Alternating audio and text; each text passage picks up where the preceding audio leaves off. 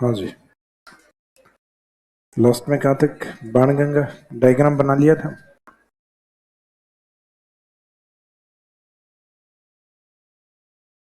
तो inland drainage में अपनी बात हुई थी। एक तो राजस्थान की और देश की सबसे लंबी अंतर प्रवाही नदी यानी घग्गर पे,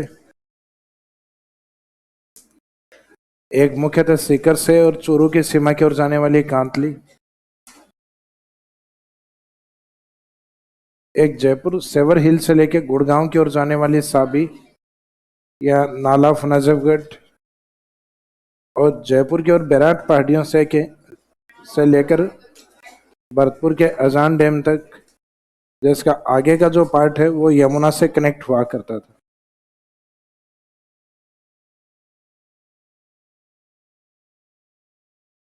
ये बाणगंगा रिवर जिसपे दो डैम इंडिकेट किए थे, एक तो जयपुर में किया था अपन ने रामगढ़, एक भरतपुर की ओर बना हुआ ये अजान डैम। यहां तक डायग्राम कल अपन ने कंप्लीट कर लिया था। अब इसमें नदी की विशेषताओं में एक दो पॉइंट तो अपने कंप्लीट हो गए थे। Origin point Bairat hills, catchment area अपवाह क्षेत्र, जिसमें कोटपुतली बहरोड, जयपुर ग्रामीण, दौसा एंड भरतपुर। अब इसमें कैरेक्टरिस्टिक्स या विशेषताओं में लिखिएगा। बाणगंगा की विशेषता में लिखिए एक तो other names of Banganga, Banganga के अन्य नाम या उपनाम।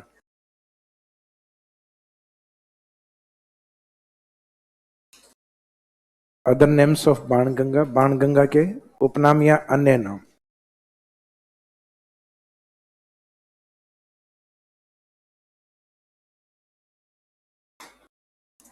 बाणगंगा की कैरेक्टरिस्टिक्स या विशेषता में पहला पॉइंट है इसके उपनाम।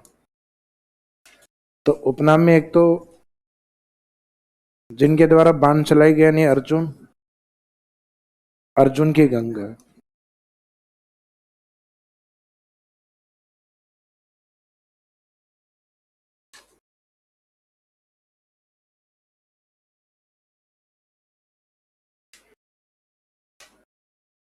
इसी नदी की एक मुख्य सहायक नदी ताला, उसके अकॉर्डिंग इसको ताला रिवर भी बोला जाता है।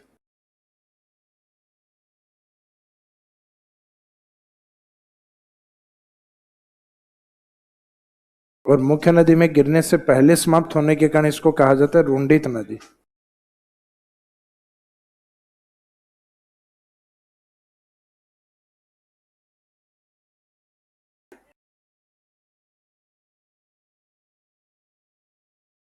जो रुंडित वाला कॉन्सेप्ट है ये पूछा जा सकता है एग्जाम में 15 वर्ड में कि रुंडित नदी क्या होती, meaning of be headed river. तो बी हेडेड का मीनिंग इज कौन सा? सेकंड। क्यों कहा जाता है? ये क्या लिखा हुआ है? ताला, ताला रिवर, बिना चाबी के सीधा ताला।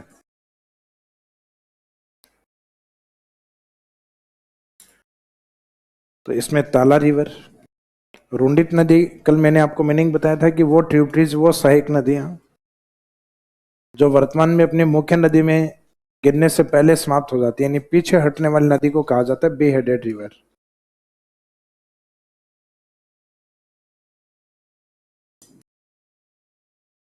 बी हेडेड या रुंडित नदी। तो इसमें डेफिनेशन लिखिएगा, वे सहायक नदियां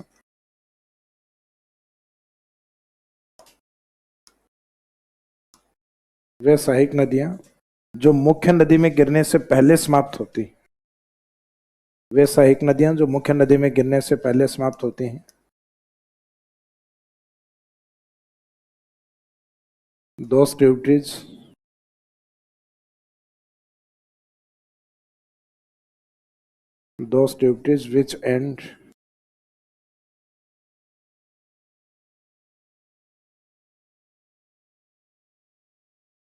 which end before meeting main river. Those tributaries which end before meeting main river are known as beheaded river. वे सहायक नदियां जो मुख्य नदी में गिरने से पहले समाप्त होती, उन्हें रुंडित नदियां कहा जाता है। those tributaries which end before meeting main river, those tributaries which end before meeting main river are known as beheaded river. वे सहायक नदियां जो मुख्य नदी में गिरने से पहले समाप्त होती हैं उन्हें रुंडित कहा जाता है। एग्जाम्पल, उदाहरण बाणगंगा रिवर। तो बाणगंगा इसका एक एग्जाम्पल है। इसका बाणगंगा नदी को रुंडित नदी बोल दिया गया। बाकी रुंडित का मीनिंग होता है अपने आप में, जो भी कॉन्सेप्ट लिखवाया, यानी वो ट्रिब्यूटरी जो मुख्य नदी तक जाने से पहले समाप्त होने लग जाए। इसका मीनिंग या तो उनकी ड्रेनेज या जो ट्रिब्यूटरीज हैं उसमें नहीं मिल पाई, या उसका जो ड्रेनेज सिस्टम है लंबे टाइम से एक्टिव नहीं हुआ, तो वो नदियां धीरे धीरे अपनी मुख्य नदी से पीछे हटने लग जाती हैं। तो देखते देखते जो नदियां पीछे हटेंगी उनमें ये कॉन्सेप्ट यूज होता है बी हेडेड रिवर, रुंडित नदी वाला। अब बाणगंगा नदी को अंतःप्रवाही नदियों में दर्जा दिया गया 2012, तो ये अंतःप्रवाही नदियों में लिस्टेड 2012 से मानी जाती है। तो रुंडित वाला कॉन्सेप्ट लिखने के बाद दूसरी विशेषता में लिखे बाणगंगा नदी। सेकेंड पॉइंट, ये तो उपनाम वाले थे, गंगा, फर्जून, ताला रिवर और रुंडित नदी। सेकेंड पॉइंट में लिखे बाणगंगा नदी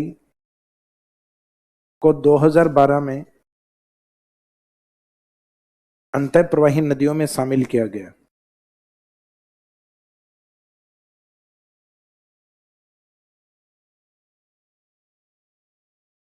Banganga river is listed in inland river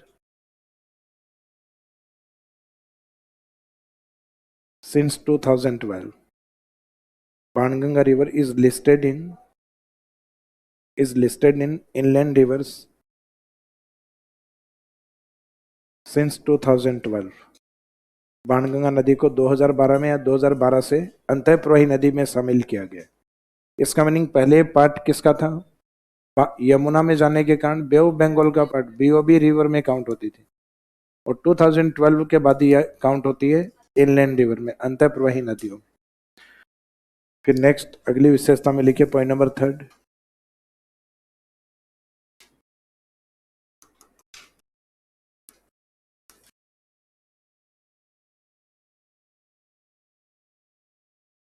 dam projects of Banganga. Banganga की बांध परियोजनाएं। तो बांध परियोजनाओं को कल डायग्राम में इंडिकेट किया था अपन ने। डैम प्रोजेक्ट्स में एक तो था रामगढ़ डैम और एक था आचान डैम।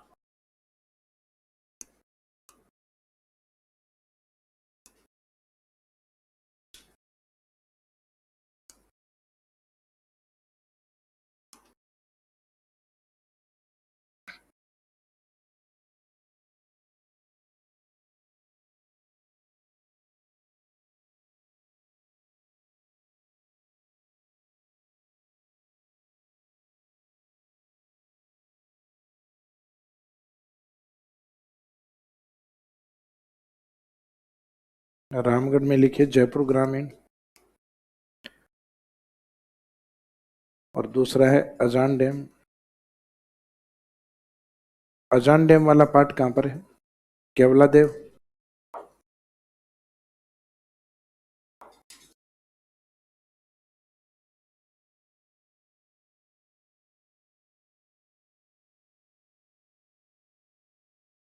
अब ये वाला जो पार्ट है जो रामगढ़ डैम जयपुर है या जयपुर ग्रामीण है,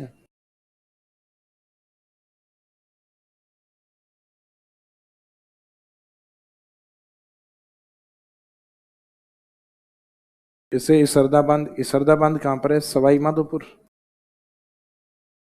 या आगे बनास रिवर पढ़ेंगे, उस बनास रिवर का एक प्रमुख बांध है इसरदा, तो इसे इसरदा बांध से जोड़ा जाएगा, यानी इसरदा बांध इसको वाटर सप्लाई करेगा।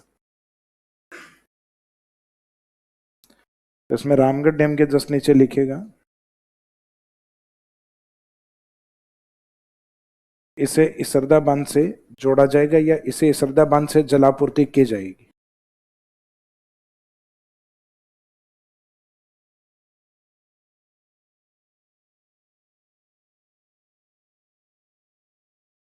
This dam या Ramgarh dam will be connected to Isarda dam Sawai Madhopur. इस बांध को इसरदा बांध से जोड़ा जाएगा।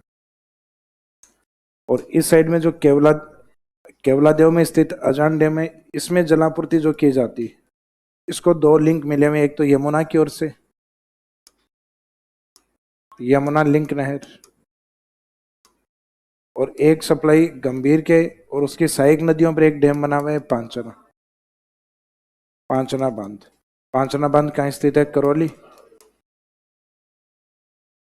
करौली से जलापूर्ति। तो इसमें दोनों पॉइंट लिखने हैं अजान के नीचे। इससे जलापूर्ति यमुना लिंक नहर एवं पांचना बांध से की जाती।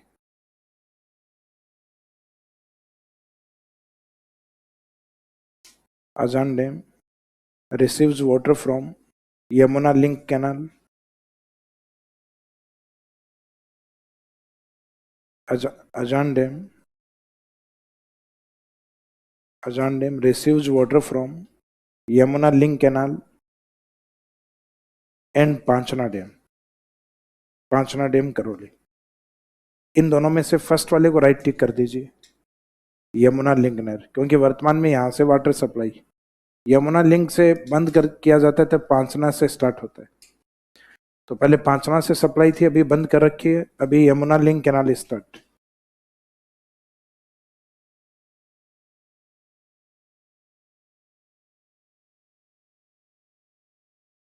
तो कौन सा है लास्ट वाला? जब अजान बांध में पानी की कमी होती है, या अजान बांध को यमुना लिंक नहर और पांचना बांध से जलापूर्ति होती है। यमुना लिंक नहर और सेकंड है पांचना बांध से जलापूर्ति होती है, या इन बांधों से जोड़ा गया है। या अलग से लिखना चाहो तो अलग से एक लाइन में लिख दो, when the lack of water in Ajan dam then water is supplied from Yamuna link canal and Panchna dam. ये अच्छा क्वेश्चन है, क्योंकि केवलादेव नेशनल पार्क में इसलिए पूछा जा सकता है। अजान बांध की जलापूर्ति, ये जब हम गंभीर नदी पढ़ेंगे तब भी रिपीट होगा, या फिर आपके जो कैनाल प्रोजेक्ट आएंगे सिंचाई परियोजना, तो उस यमुना लिंक नहर उसमें भी ये रिपीट होगी लाइन। तो दो तीन बार रिपीटेशन हो जाता है इसका, अजान डैम वाले पार्ट का। इसके बाद में अंतःप्रवाही नदियों में नेक्स्ट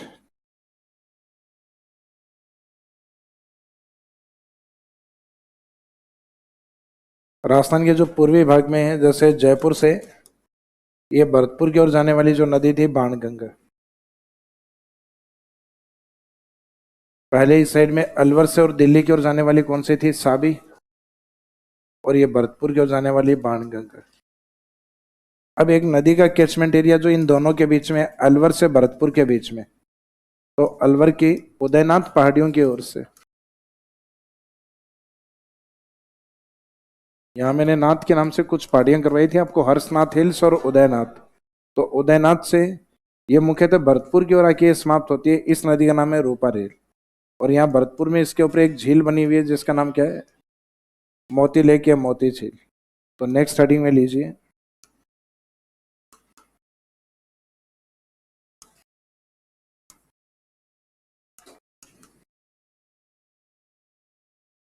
नेक्स्ट है रूपा रेल नदी।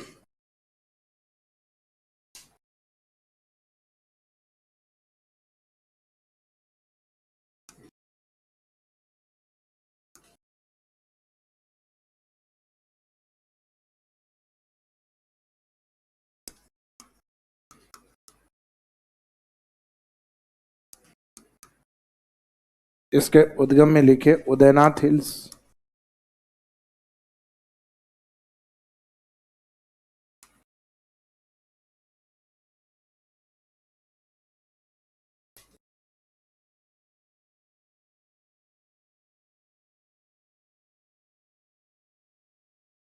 उदयनाथ हिल्स अलवर, फिर कैचमेंट एरिया, क्योंकि वैसे संगम तो इनका माना नहीं जाता, हालांकि लिखने में इसमें लिखते हैं मोती झील में गिरती, लेकिन गिरना नहीं, मोती झील का निर्माण करती है लास्ट में। तो नेक्स्ट कैचमेंट एरिया,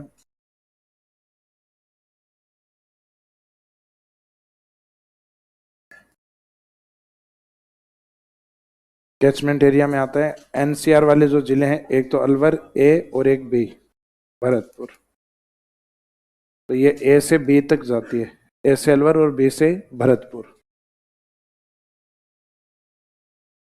तो Udaynath hills catchment area Alwar and Bharatpur, Udaynath के आगे ब्रैकेट में अलवर लिखना। तो एक डिस्ट्रिक्ट तो यही हो गया अलवर वाला पार्ट। नेक्स्ट अलवर के बाद में भरतपुर।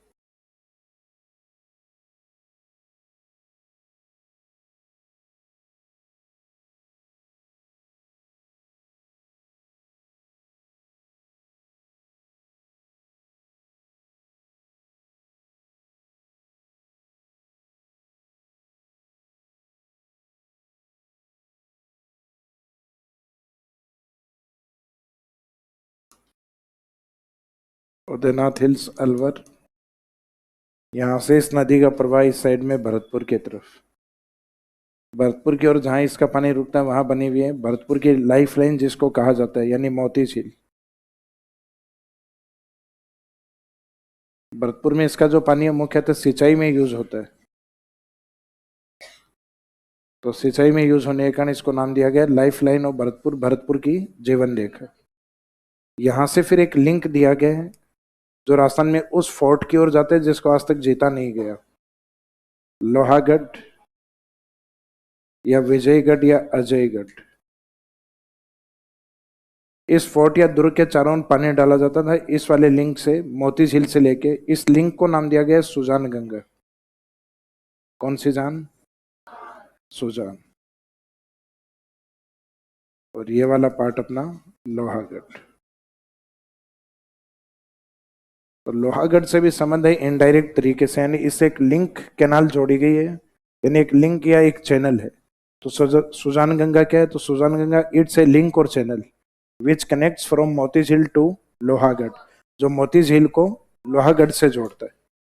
तो उसके रूप में इंपोर्टेंस। और एक मोती झील का इंपोर्टेंस, अरावली के इस साइड में कोई भी झील के बारे में लिखना हो तो उसमें एक कॉमन पॉइंट रहेगा मीठे पानी की झील, क्योंकि कोई भी लेक एग्जाम में आती है तो दो चीजें अपने को सबसे पहले लिखनी है, एक तो उसकी लोकेशन और एक उसका वाटर नेचर। जैसे सांबर है कि ये एक खारे पानी की झील है जो जयपुर ग्रामीण में स्थित, तो सेम वैसे ही मोती झील ये एक मीठे पानी की झील है जो भरतपुर में स्थित। बाकी अन्य कुछ विशेषताएं हों उसके बाद में लिखनी होती। तो ये डायग्राम बनाइए, फिर इसके बारे में लिखिए।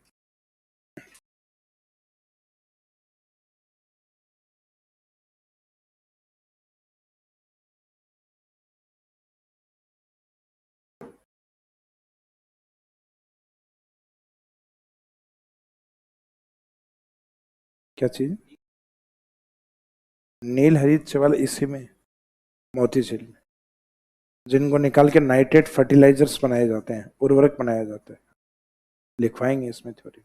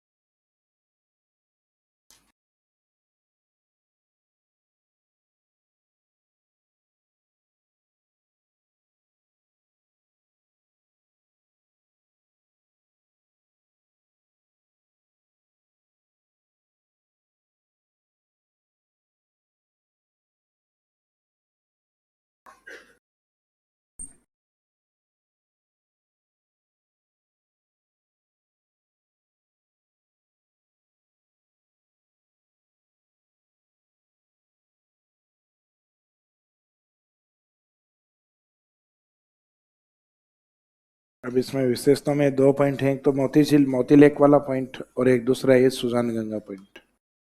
तो विशेषताओं में फर्स्ट पॉइंट में लिखे मोती झील, फर्स्ट पॉइंट मोती झील। Thank you.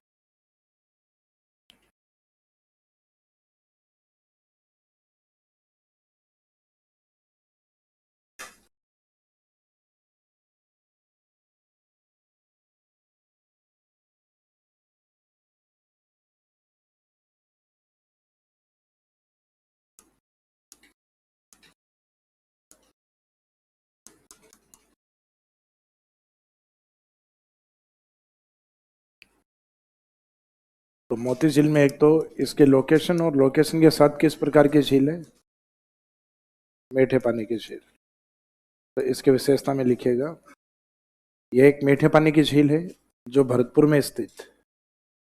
It's a fresh water lake which is situated in Bharatpur district. यह एक मीठे पानी की झील है जो भरतपुर में स्थित, या पहले लोकेशन लिख दो चाहे कि भरतपुर में स्थित मीठे पानी की झील। यह एक मीठे पानी की झील है जो भरतपुर में स्थित। It's a fresh water lake which is situated in Bharatpur. अब इस झील में विशेष बात यह है कि इस झील के अंदर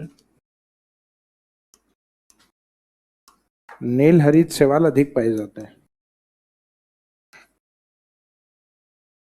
अब इन नील हरित शैवालों का जो यूज है वो मुख्यतः नाइट्रेट युक्त जो खाद होते हैं, फर्टिलाइजर जो होते हैं, उन फर्टिलाइजर के अंदर इसका यूज किया जाता है, उर्वरक बनाने में इसका यूज किया जाता है।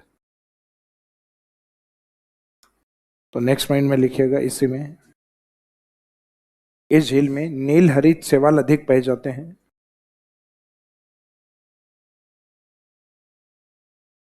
Blue green algae are mostly found. Blue green algae are mostly found in this lake.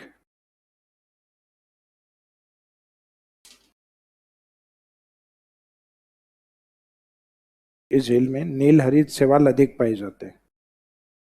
Blue green algae are mostly found in this lake, जो उर्वरक बनाने में उपयोगी, which are useful in making fertiliser, जो उर्वरक बनाने में उपयोगी, जो नाइट्रेट फर्टिलाइजर्स बनते हैं उसमें यूज होता है इनका। Which are useful in making fertiliser.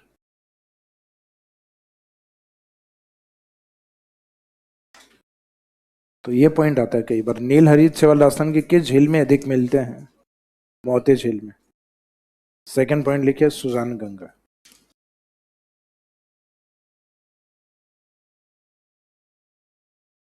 Next point है सुजान गंगा।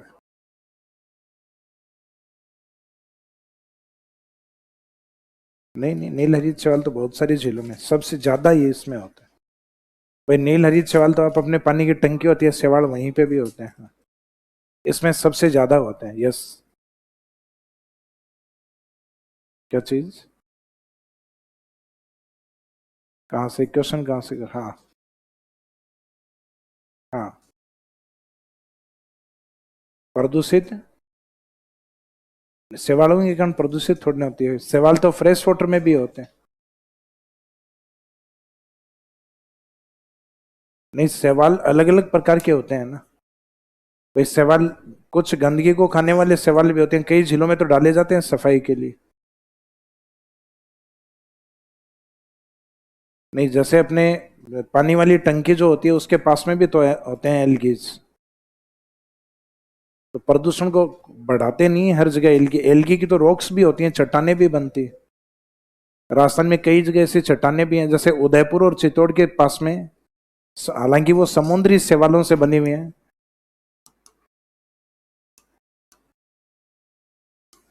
ये रॉक्स पाई जाते हैं स्ट्रेमेटोलाइट्स, जिसको गवर्नमेंट ने संरक्षित भी कर रखा है। राजस्थान के जो 12 जियो हेरिटेज साइट है उनमें शामिल हैं। तो शैवालों से करोड़ों वर्षों बाद लगभग 2-3 मीटर ऊंची इस प्रकार की शैवालों की चट्टानें भी बनी होती है, नुकसानदायक नहीं होते इसमें। प्रदूषित तो वो होगी जिसके अंदर सीवेज वाटर सप्लाई होता है ज्यादा, जैसे अपने राजस्थान के मानसागर, जयपुर के मानसागर को कहा गया most polluted lake of Rajasthan. इससे पहले ज्यादा प्रदूषित थी अपने पुष्कर, क्योंकि सामान्यतः जहाँ पवित्र शब्द यूज होता है वहां पवित्र के साथ प्रदूषित भी होता है। क्योंकि जो ज्यादा पवित्र स्थान होते हैं वहां पे हम जैसे लोग ज्यादा पहुंचते हैं और वो बाद में प्रदूषित दूसरा पेय जोड़ के आते हैं। तो भारत की सबसे जो धार्मिक नदियां मानी जाती हैं वो गंगा और यमुना, और भारत की सबसे प्रदूषित नदी भी यमुना। तो इसका मीनिंग जहाँ पवित्र है वहां हमने दूसरा शब्द अपने आप ऐड कर दिया, प्रदूषित। हालांकि राजस्थान के जो पुष्कर लेक है, इसको कनाडा के सहयोग से इसका एक क्लीनिंग या सफाई करवाने के बाद और उसके बाद मानसागर को ज्यादा प्रदूषित मानने लगे हम। यानी जो 2017 में 2017 में एक रिपोर्ट आई थी, उस रिपोर्ट के बाद में हम लूनी की बजाय प्रदूषित नदी मानने लग गए बनास को। उसके बाद अभी तक रिपोर्ट नहीं आई। अब टोंक वालों को ये कहीं बनास प्रदूषित मानेंगे ही नहीं, लेकिन उसके कुछ जगह ऐसे हैं जहाँ पॉल्यूशन के जो मानक या पैमाने हैं वो अन्य नदियों से ज्यादा निकले। भीलवाड़ा के आसपास जहाँ मुख्यतः इंडस्ट्री चलती है उन एरियाज में पूरी बनास प्रदूषित नहीं है, कुछ सीमित एरिया में ज्यादा प्रदूषित है। इस कारण इसको दर्जा दिया गया most polluted river of Rajasthan.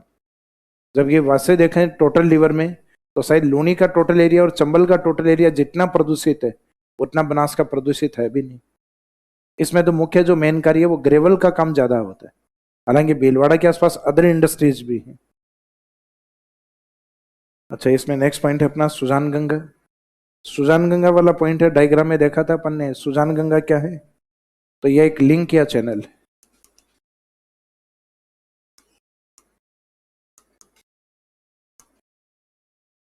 तो इसमें लिखा है सुजान गंगा, यह एक लिंक या चैनल है। लिंक यानी जो दो पार्ट्स को जोड़ता है।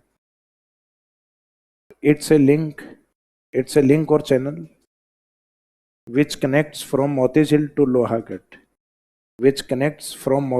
to लोहागढ़, जो मोतीझील एवं लोहागढ़ को जोड़ता है।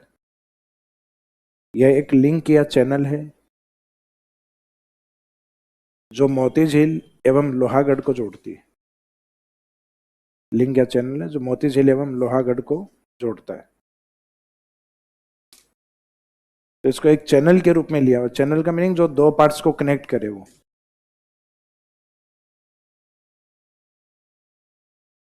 अब ये जो नदी की जो हेडिंग आपने लिखी थी ना, रूपारेल नदी, वहां ओब्लिक करके इसका एक प्रचलित नाम और है वराहा रिवर।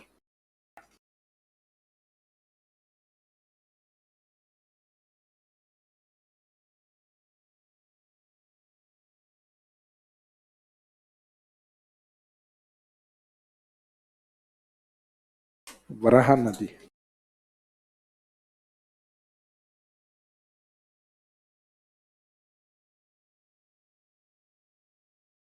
एक कर्नाटक की ओर आती है जिसपे इंडिया का हाईएस्ट वाटरफॉल बना हुआ है। उस नदी का नाम है वाराही नदी। वराह कहा जाता है ना भगवान विष्णु के अवतार को, वराह अवतार, उससे एक नाम है। इसको रूपारेल को वराहा नदी भी कहा जाता है। और ये वराही नदी आती है, कर्नाटक में आती है। इंडिया का हाईएस्ट वाटरफॉल कौन सा है? जोग से भी अधिक हाइट पर है कुंचिकल। जोग, गरसोपा, गांधी सागर, ये तो एक को ही नाम दिए हुए हैं सब, जबकि इनसे भी अधिक है कुंचिकल। गरसोपा की जो हाइट है वो तो कम है, जोग या गरसोपा की 253, जबकि वाराही का जो कुंचिकल है इसके हाइट है 455, लगभग इससे डबल, या 250 लगभग 500 के आसपास है। तो ये वाराही रिवर कर्नाटक में उसके लिए फेमस। तो वाराही अपने आप में एक अलग नदी है, राजस्थान में वराहा अलग। तो किस नदी को वराहा नदी कहा जाता है? रूपारेल नदी को। अब अंतःपुर में जो 6 नाम आपको लिखवाए थे उसमें लास्ट लिखिए। इसके बिल्कुल अपोजिट है पश्चिम में काकनी या कांकनी भी कहते हैं जिसको।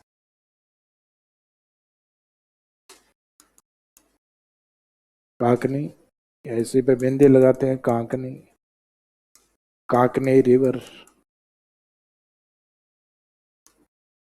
और लोकल या स्थानीय नाम इसका क्या बोलते हैं अपन? मसूरदी।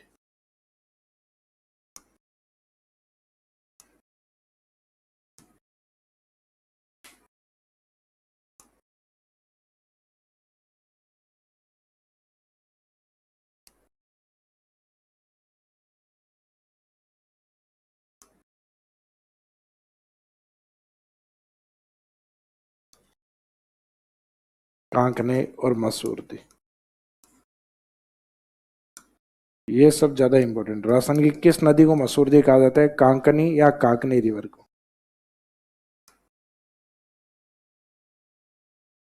ये वाला पॉइंट मसूरदी रिवर को स्टार्ट कर देना। ओरिजिन या उद्गम जैसलमेर के स्थानीय गांव से निकलती है, इसमें कोई पहाड़ी वगैरह नहीं है।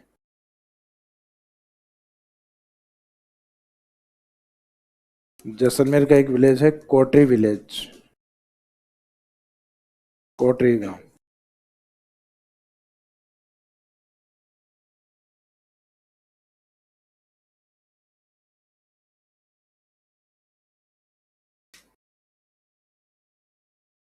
यहां से ओरिजिनेट होकर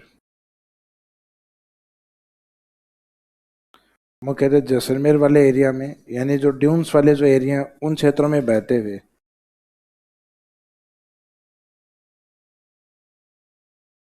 और यहाँ इस पे एक झील बनती है जैसलमेर की ओर।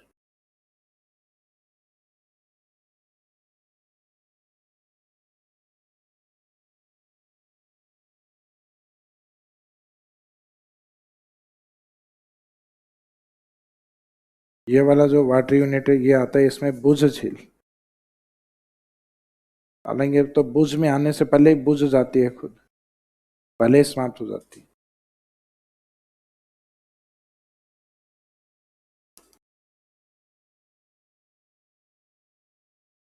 बुझ लेक जैसलमेर।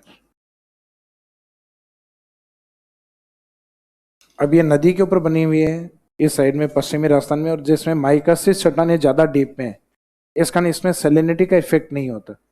तो ये भी पश्चिमी राजस्थान में होते हुए भी मीठे पानी की, तो वो झील ये एक मीठे पानी की झील है जो जैसलमेर में काकनी नदी पर स्थित है। तो इसमें नदी वाला रेफरेंस तो लिखना ही नहीं, क्योंकि नदी के बारे में नहीं। कोटरी विलेज यहाँ से निकलकर और फिर ये डेजर्ट एरिया में बहते हुए और बुझ लेक बनाती।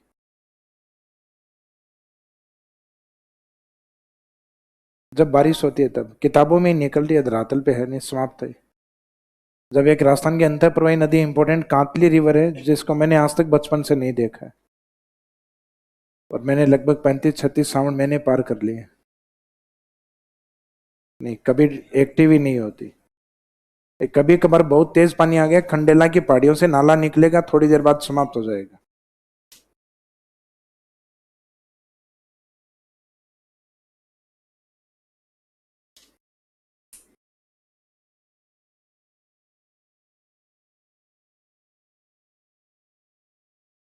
मेरे नाना जी हैं, वो बताते हैं कि हमारे पिताजी बताया करते कांतली में बाढ़ आई थी। नाना जी को उनके पिताजी बताया करते थे। नाना जी की उम्र 85 साल। तो आप समझ गए होंगे नदी की स्थिति क्या।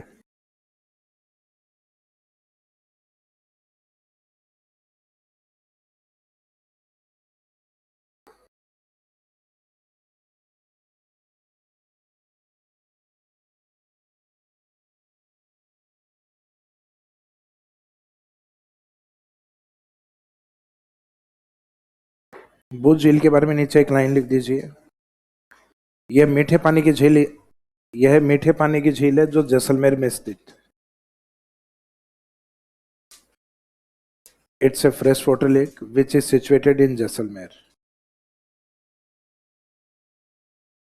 यह मीठे पानी की झील है जो जैसलमेर में स्थित। भुज लेक में it's a fresh water lake which is situated in Jaisalmer.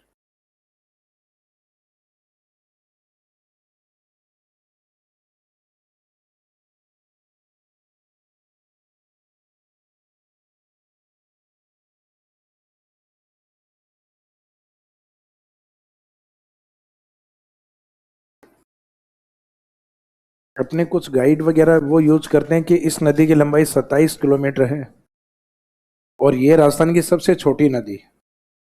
तो मेरे हिसाब से 27 किलोमीटर छोटी नदी नहीं है। छोटी नदियां तो वो हैं कई पहाड़ियों से निकलने के बाद 1-2 किलोमीटर बाद ये समाप्त हो जाती है। नदियों में स्मॉलेस्ट तय करना मुश्किल है, नामुमकिन है वैसे तो, क्योंकि बहुत सारे छोटे छोटे नाले हैं जो इससे भी कम बहते हैं। तो ये सिर्फ एक गाइड में, किसी भी ऑथेंटिक बुक में डेटा यूज नहीं किया हुआ। तो उन्होंने शायद ये इसलिए लिख दिया क्योंकि जैसलमेर में है तो उनको लगता है जैसलमेर में ड्रेनेज सिस्टम एक्टिव नहीं होता और जैसलमेर की नदी सबसे छोटी नदी होगी। बाकी फिजिकल ज्योग्राफी के अंदर ऐसी छोटी नदियों में छोटी कभी तय नहीं होती, या किसी भी फिजिकल या ज्योग्राफिकल करेक्टरिस्टिक्स जो भौतिक विशेषताओं से रिलेवेंट होता है उसमें छोटे को महत्व ही नहीं दिया जाता कभी। जैसे सबसे ऊंची पर्वत चोटी राजस्थान की गुरु शिखर, सबसे छोटी नहीं लिखा जाता, कहीं लिखा ही नहीं जाता है। राजस्थान का सबसे ऊंचा पठार ओडिया प्लेट्यू, सबसे छोटा पठार नहीं लिखा जाता। इसका मीनिंग है कि छोटे को इंपॉर्टेंस ही नहीं दिया जाता। राजस्थान की सबसे लंबी और बड़ी नदी चंबल, चंबल बड़ी भी है और लंबी भी है। लंबी का मीनिंग है उसकी लंबाई टोटल ज्यादा है, बड़ी का मीनिंग उसमें वाटर प्रेजेंस ज्यादा है। जबकि राजस्थान की सबसे छोटी नदी किसी को नहीं लिखा जाता, लेकिन ये गलती से लिखा हुआ है। अगर तो बाई चांस पूछ लिया जाए ऐसा कोई गाइड से क्वेश्चन छोटी नदी, तो अपने वो जैसलमेर की ओर की नदियों को छोटा मानना है, जिसमें जनरली ये लाइन कांकनी के लिए लिखी हुई होती। लेकिन मैं इसलिए नहीं लिखवा सकता क्योंकि किसी ऑथेंटिक बुक में लाइन नहीं है, ये गाइड वाइड वाले जरूर यूज करते हैं। तो गलती से अगर छोटी नदी पूछ लिया जाए तो वो किसको आंसर देना है? कांकनी। हालांकि पूछना नहीं चाहिए, लेकिन पूछें तो ये छोटी नदी के रूप में मेंशन की हुई। अब इसके बाद में जैसा कि मैंने आपको बताया था अन्य अंतःप्रवाही नदियां बचेंगी, उनको अपने एक साथ कवर करेंगे सांबर के साथ। तो पॉइंट नंबर 7 में लिखो अन्य अंतःप्रवाही नदियां।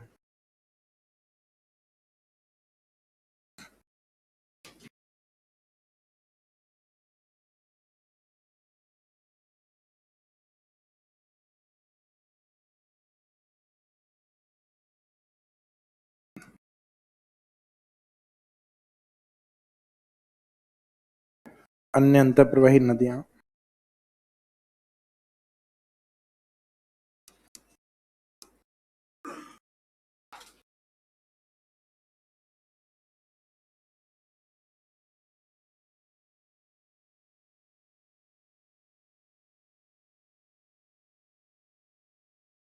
जैसे जयपुर ग्रामीण की और पहाड़ी है मनोहरपुर हिल्स।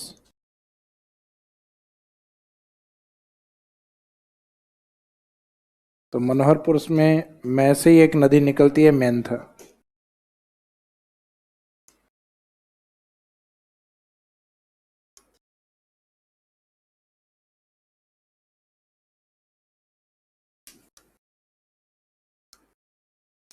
अब इस जयपुर से ऊपर की ओर इस साइड में सीकर की ओर जाते हैं।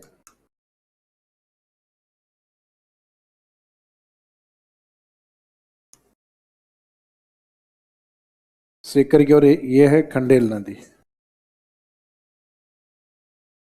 इस साइड में जो अजमेर वाला पार्ट है,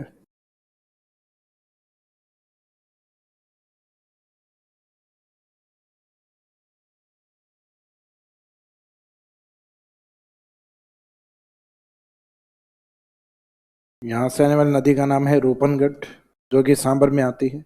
अजमेर और सीकर के इस पॉइंट पे आता है नागौर। नागौर की ओर से आने वाली इसमें नदी होती है खारी। ये सेकंड बार रिपीट हो रही है। एक खारी अपने जवाई में पड़ी है लोनी वाले में, अभी तो एक खारी और पढ़ेंगे बिजराल वाली बनास में। आपको मैंने राजसमंद में 3 पहाड़ियां करवाई थी, बिजराल, दिवेर और खमनौर। तो अभी एक खारी, तो तीनों का नाम सेम है।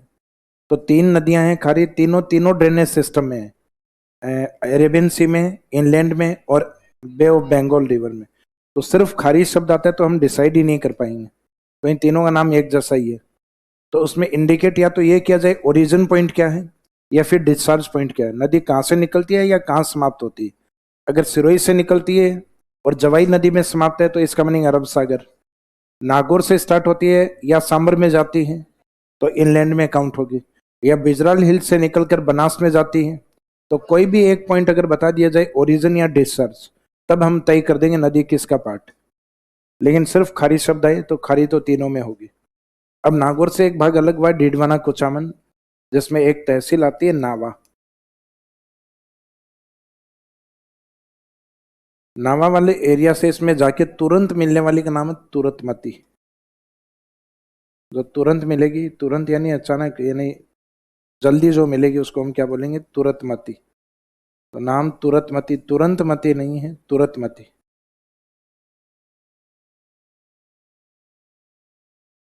तो राजस्थान की तुरतमती नदी किसका पार्ट है? सांबर।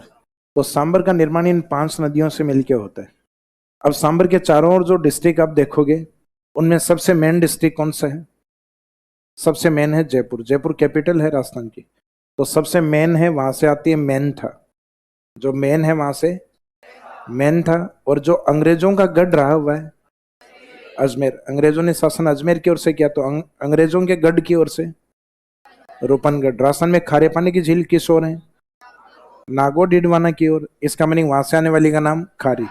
खंडेला की पहाड़ियां किस ओर है? तो उधर से आने वाली का नाम खंडेल। नदी का नाम खंडेल है, हिल्स उधर खंडेला। वैसे सीकर से आके और नागौर की बाउंड्री में आके मिलती है, हालांकि अब ये नागौर का हिस्सा नहीं है, इधर किसका हिस्सा है? डीडवाना कुचामन। तो डीडवाना कुचामन के बॉर्डर पे आके मिलेगी। तो इस पहले का नागौर ही था। इस क्षेत्र में एक जगह का नाम है खंडेल, उस खंडेल क्षेत्र से होते हुए आती, इस कारण इसका नाम खंडेल है।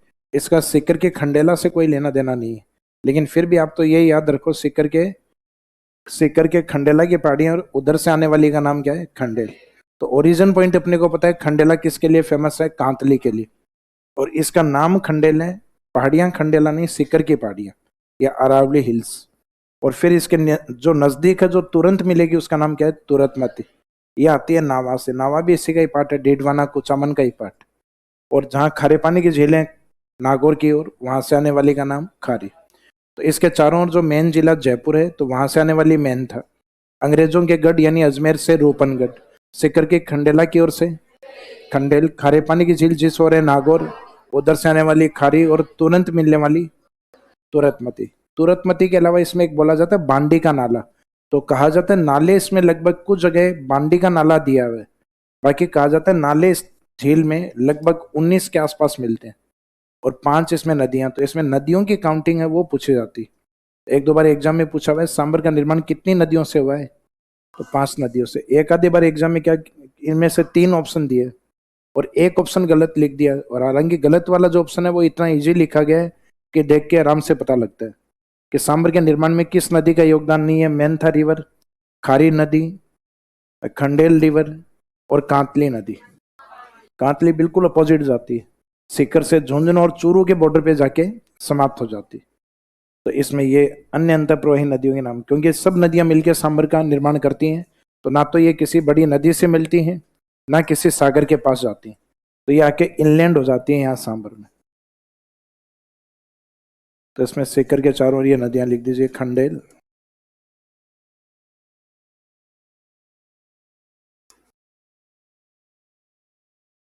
इस साइड में मेंथा या मेंढा रिवर,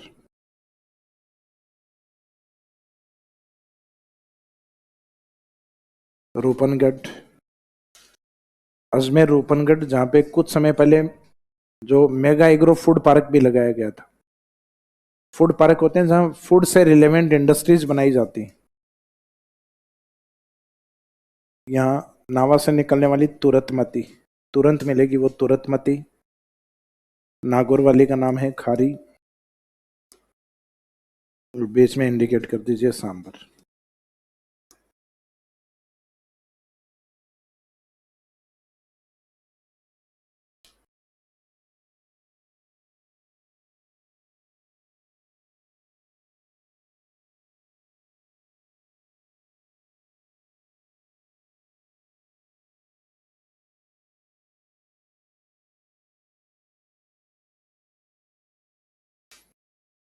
कौन सी खारी?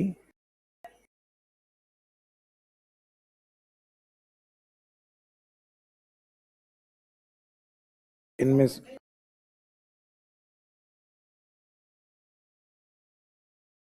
तो वो कैसे पता चलेगा?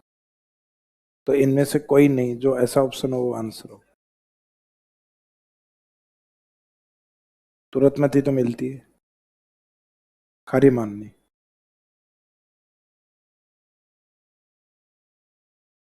भाई खारी को अपने इसलिए गलत नहीं कर सकते, अपने को क्या पता खारी कौन सी है, तो खारी रिलेवेंट तो है इससे।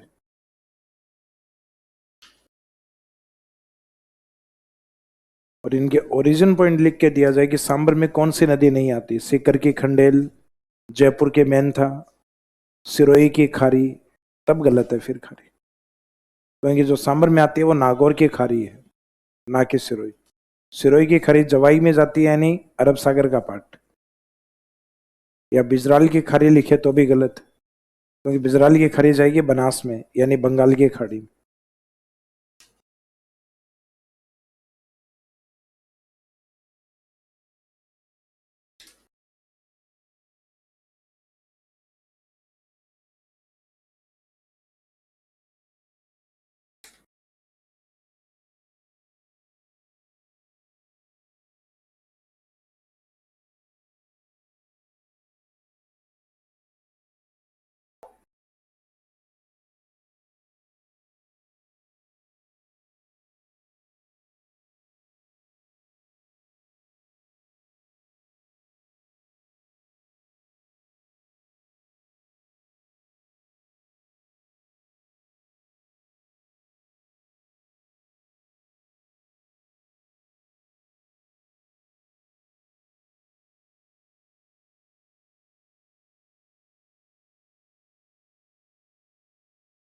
अब कहा जाता है जयपुर के पास में जो सांबर है, इस सांबर के आसपास की जमीन भी सैलाइन है। जब सांबर के आसपास कभी आप जाओगे तो इसके चारों ओर सैलिनिटी है। हालांकि ये एरिया टूरिज्म के लिए, फोटोग्राफी के लिए है, लेकिन वहां से अथॉरिटी से परमिशन लेनी होती। तो ये एक तरीके से रन एरिया के रूप में, जैसे फोटोग्राफी करोगे तो बिल्कुल आपकी सफेद आएगा पूरा सीन, क्योंकि सैलिनिटी है जमीन में। तो जब ये नदियां आती है तो इसमें जो बड़ी नदी आती है वो सैलिनिटी को ज्यादा लेकर आती है, और इन सब में बड़ी मेंथा रिवर को माना गया है, जिसके नाम में आपको फील मेन फील होगा। तो सांबर की सबसे मेन रिवर कौन सी है? तो मेन था। तो इसमें मेन शब्द निकल रहा है, मेन था। तो सांबर में सबसे ज्यादा सैलिनिटी डिपॉजिट करने वाली नदी मेन था। वो डिपॉजिट करने का मीनिंग है कि इसके निकटतम लवणीयता है। अब वो नदी लवणता ज्यादा लाएगी जिसमें पानी अधिक आ रहा है। बाकी वहां तो ऑलरेडी नेचुरल सैलिनिटी है, उसके नीचे तली में माइकस से सटना नहीं पाई जाती। तो इसमें झील के जस्ट बाद में एक लाइन में लिखेगा,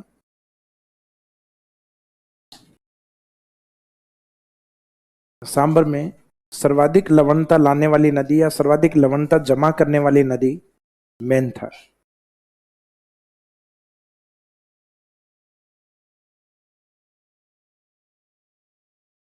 Mentha river maximum salinity deposited in Sambhar lake. Sambhar में सर्वाधिक लवणता जमा करने वाली या सर्वाधिक लवणता लाने वाली नदी मेंथा। तो ये फैक्चुअली क्वेश्चन आता है। Mentha river maximum salinity deposited in Sambhar lake. Sambhar में सर्वाधिक लवणता लाने वाली या जमा करने वाली नदी मेंथा। जब रिवर्स बहती हैं तो बहती हुई नदियां रिवर पैटर्न बनाती हैं। रिवर पैटर्न का मीनिंग ये है, जैसे स्लोप के अकॉर्डिंग एक नदी चल रही है और उसके पीछे पीछे उसके ट्यूबट्रीज चलती हैं। जनरली हम ज्यादातर नदियों में ऐसा ही देखते हैं कि नदी जिस ओर बहती है उसकी सहायक नदियां उसकी ओर आके मिलती हैं। तो मुख्य नदी को अगर हम एक तने के रूप में मान लें तो बाकी नदियां इसकी ब्रांचेज के रूप में दिखाई देती हैं, और इसमें एक प्रतिरूप बनता है, रिवर पैटर्न बनता है। इसको हम कहते हैं वृक्षाकार। वृक्षाकार यानी ट्री शेप, ये इसको कहा जाता है दुर्माकृतिक, यानी डेंड्रेटिक पैटर्न कहा जाता है। तो ये डेंड्रेटिक पैटर्न है, विश्व में अधिकांश नदियां यही बनाती हैं, यानी जिसमें मुख्य नदी जिस ओर जाती है सहायक नदियां उसे आके कनेक्ट होती हैं, जो देखने में अपने को एक ट्री शेप दिखाई देता है। यानी मुख्य नदी है वो तने के रूप में, और बाकी जो सहायक नदियां वो उसके ब्रांचेज या शाखाओं के रूप में। तो इसमें वृक्षाकार यानी ट्री शेप पैटर्न बनता है। फिर एक नदियां इस प्रकार की भी होती हैं कि पहाड़ी क्षेत्र है, उस पहाड़ी क्षेत्र के ऊपर की ओर अधिक वर्षा होती है, तो उसके दोनों तीनों तरफ ड्रेनेज सिस्टम एक्टिव हो जाते हैं। जैसे सतपुड़ा में एक पहाड़ी आती है मैकाल, सतपुड़ा का पूर्वी भाग, उसके इस हिस्से में बारिश होती है तो यहाँ से निकलती है नर्मदा। उसके उत्तरी भाग की ओर ड्रेनेज सिस्टम एक्टिव होता है तो ये जाती है गंगा की ओर सोन नदी। इसके ईस्ट की पहाड़ियां हैं मैकाल की, सिहावा की पहाड़ी, यहाँ से एक ड्रेनेज सिस्टम एक्टिव होता है महानदी। तो अपने को पता है कि पहाड़ी क्षेत्रों में वर्षा होगी तो ड्रेनेज सिस्टम तीनों चारों तरफ निकलता है। जैसे अरावली का एग्जाम्पल ही ले लो, अरावली के अंदर जैसे अजमेर वाला हिस्सा, इसके पश्चिम में लूणी निकलती है। अजमेर के पूर्वी भाग में इस साइड में एक नदी आती है बांडी, ये दूसरी बांडी है बनास में जाने वाली। और यहीं से अजमेर से सांबर की ओर जाने वाली नदी कौन सी है? रूपनगढ़। तो जो माउंटेन्स होते हैं तो माउंटेन्स की ओर नदियां नहीं जाती, क्योंकि माउंटेन्स या पहाड़ियां तो हाइट पर होती है, उस ओर से नदियां बाहर की ओर जाती है। तो इस प्रकार के पैटर्न को हम क्या बोलेंगे? अपकेंद्रीय नदी प्रतिरूप। नदी प्रतिरूप का मीनिंग होता है रिवर पैटर्न, यानी नदी बहते टाइम एक रिवर पैटर्न बनाती है, नदी प्रतिरूप बनाती है। और यही नदियां अगर चारों ओर से आके और एक निम्न भूमि पे जमा होने लग जाएं, यानी किसी लेक में या किसी एक स्थान पर, तो इसको अपोजिट नाम दिया जाता है अभिकेंद्रीय। अभिकेंद्रीय नदी प्रतिरूप यानी रिवर पैटर्न। अपकेंद्रीय वाले को क्या कहा जाता है आपके? सेंट्रीपिटल या सेंट्रीफ्यूगल? हालांकि इसमें इंजीनियरिंग में आते हैं टर्म्स अपकेंद्रीय, अभिकेंद्रीय, सेंट्रीफ्यूगल और सेंट्रीपिटल।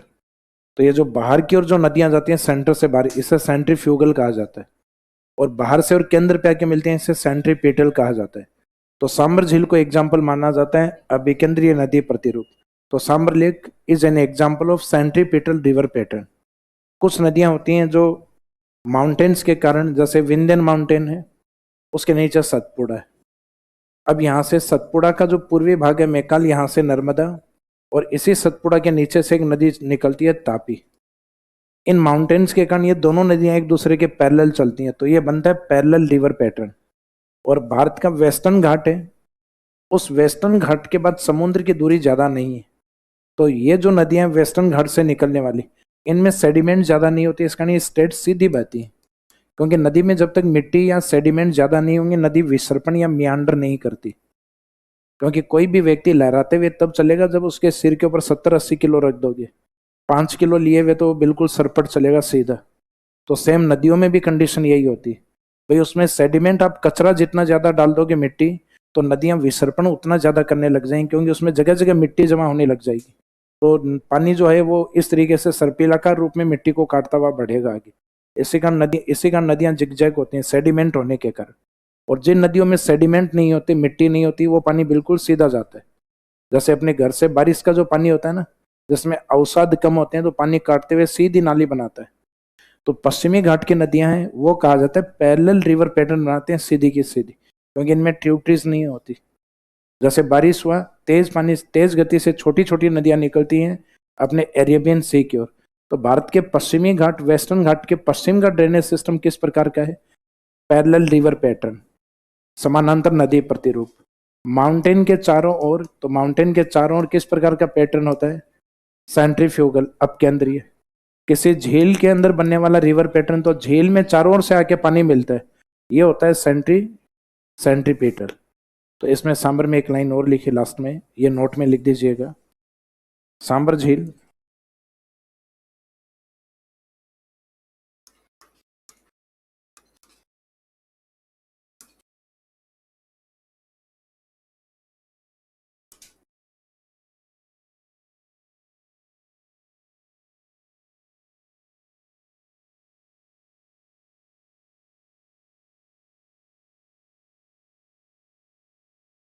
सांबर झील अभिकेंद्रीय नदी प्रतिरूप। अभिकेंद्रीय नदी प्रतिरूप का मीनिंग ये होता है जहां रिवर्स चारों तरफ से आते हैं और एक पॉइंट से बाहर की ओर जाती है, तो अपकेंद्रीय। तो Sambhar lake is an example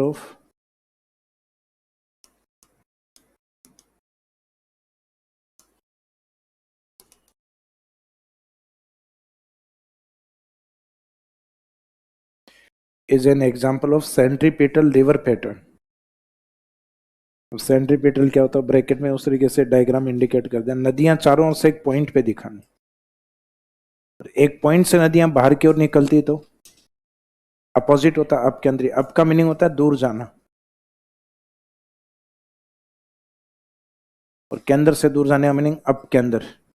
जैसे सूर्य हमसे दूर होता है तो हम क्या बोलते हैं? अपसौर। अप का मीनिंग होता है दूर, और उप का मीनिंग होता है निकट, उपसौर।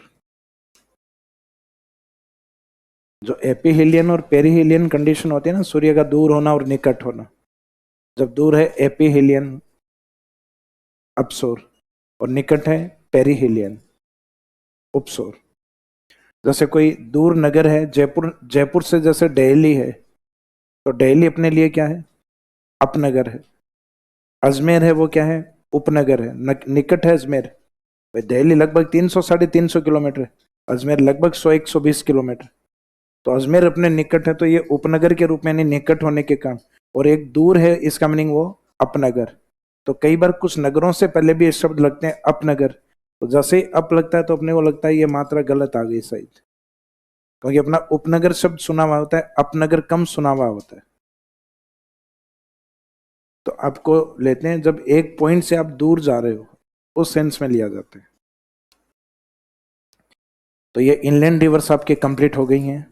अब हेडिंग डालिए, जो स्टार्टिंग में 3 पार्ट्स लिखे थे ना, अरब सागर, अंतः प्रवाह, अब से हेडिंग डालिए बंगाल की खाड़ी की नदियां, BOB rivers, Bay of Bengal rivers.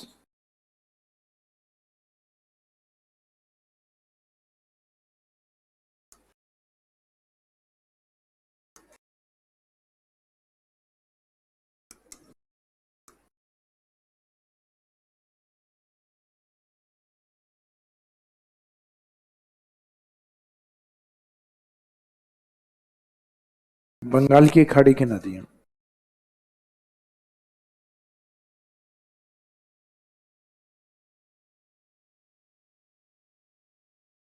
Bengal की खाड़ी की नदियां, बे ऑफ बंगाल रिवर्स।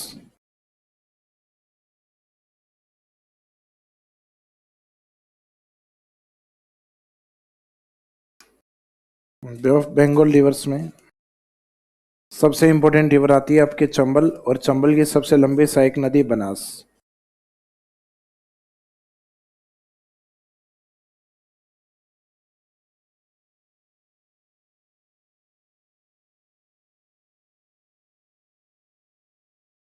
फिर बनास में राइट साइड से उसके आने वाली एक मुख्य नदी होती है जिसका नाम है बेड़च।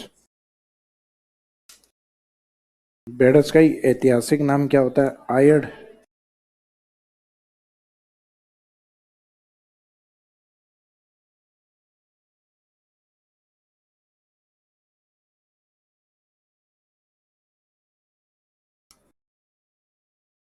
बेड़च या आयड़ नदी। और एक लास्ट में चंबल की तरह डायरेक्ट यमुना से मिलने वाली एक नदी जिसमें पांचना डैम, गंभीर नदी। यहां ध्यान रखना कि चित्तौड़ में बेड़च नदी से एमपी की ओर से आने वाली एक नदी है जो इसमें आके मिलेगी, बेड़च में आके मिलेगी एमपी की ओर से। उस नदी का नाम है गंभीरी। तो गंभीरी अपने आप में एक अलग नदी है, Gambhiri part of Berach and गंभीर river part of Yamuna. Direct Yamuna से मिलने वाली राजस्थान में 2 ही नदियां हैं वर्तमान में, एक तो चंबल है और एक गंभीर।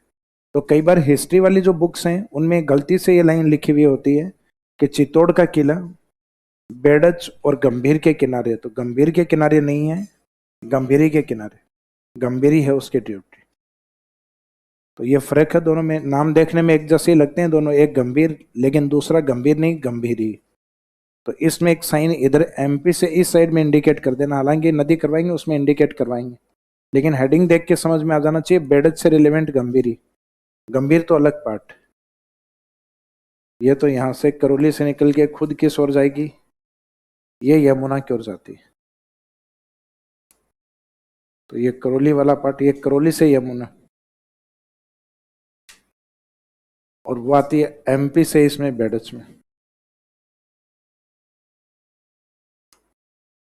गंभीरी।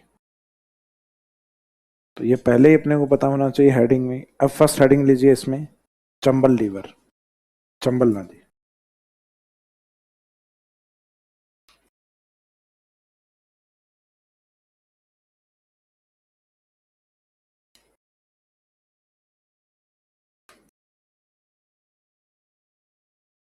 फर्स्ट हेडिंग में चंबल रिवर, चंबल नदी।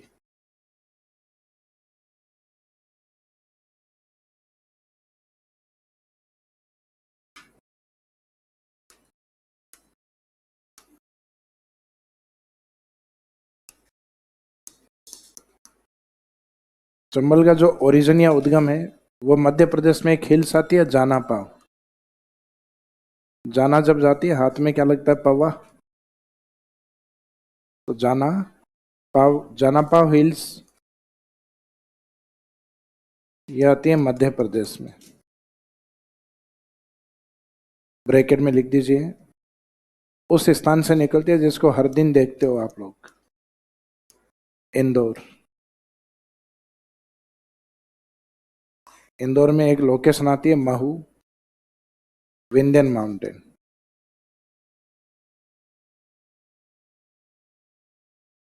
विंध्यन पर्वतमाला। तो मेन इसमें ये वाला ही आता है, जाना पाव हिल्स।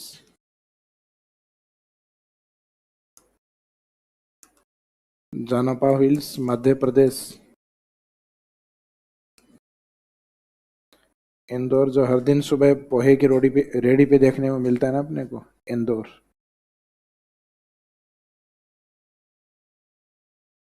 तो इंदौर के फेमस हैं पोहे और वहाँ की क्लीनिंग या सफाई। तो भारत में जो स्मार्ट सिटी हैं उनमें सबसे क्लीन सिटी में है इंदौर। तो इंदौर में एक लोकेशन है महू, महू में स्थित है जाना पाव हिल्स, महू विंध्यन माउंटेन।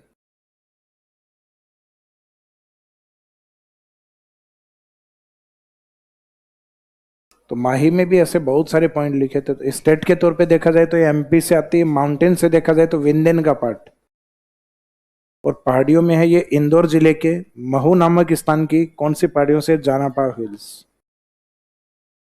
और वो निकलती है माही धार जिले से। और वहां पे जो पहाड़ियां अमरेरू हिल्स और उसमें झील बनी हुई है मेहंद। तो दोनों में सिर्फ कॉमन चीज है, वो कॉमन है, एक तो इनकी माउंटेन विंध्यन और एक इनका स्टेट एमपी। बाकी डिस्ट्रिक्ट दोनों में अलग है, इसमें इंदौर है उसमें धार है, इसमें पहाड़ी जानापा हिल्स है उसमें अमरेरू है, अमरेरू के साथ उसमें लेक है मेहंद। इसमें एक स्थान दिया हुआ है महू, यानी ये जो लोकेशन है कहां पर है, महू के अंदर। अब उद्गम के साथ इसका अपना एक संगम भी होगा। तो इसमें कॉन्फ्लुएंस पॉइंट, संगम जो है, संगम यमुना। ब्रैकेट में लिख देना इटावा यूपी।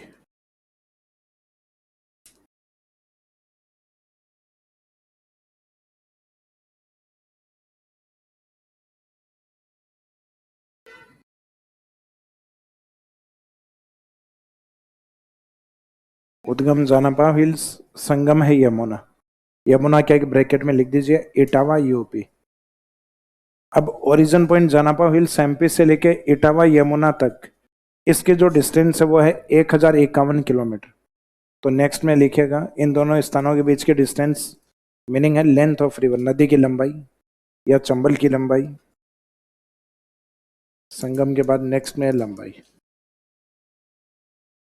लंबाई में एक डेटा जो अपने को अभी याद है 1051 किलोमीटर।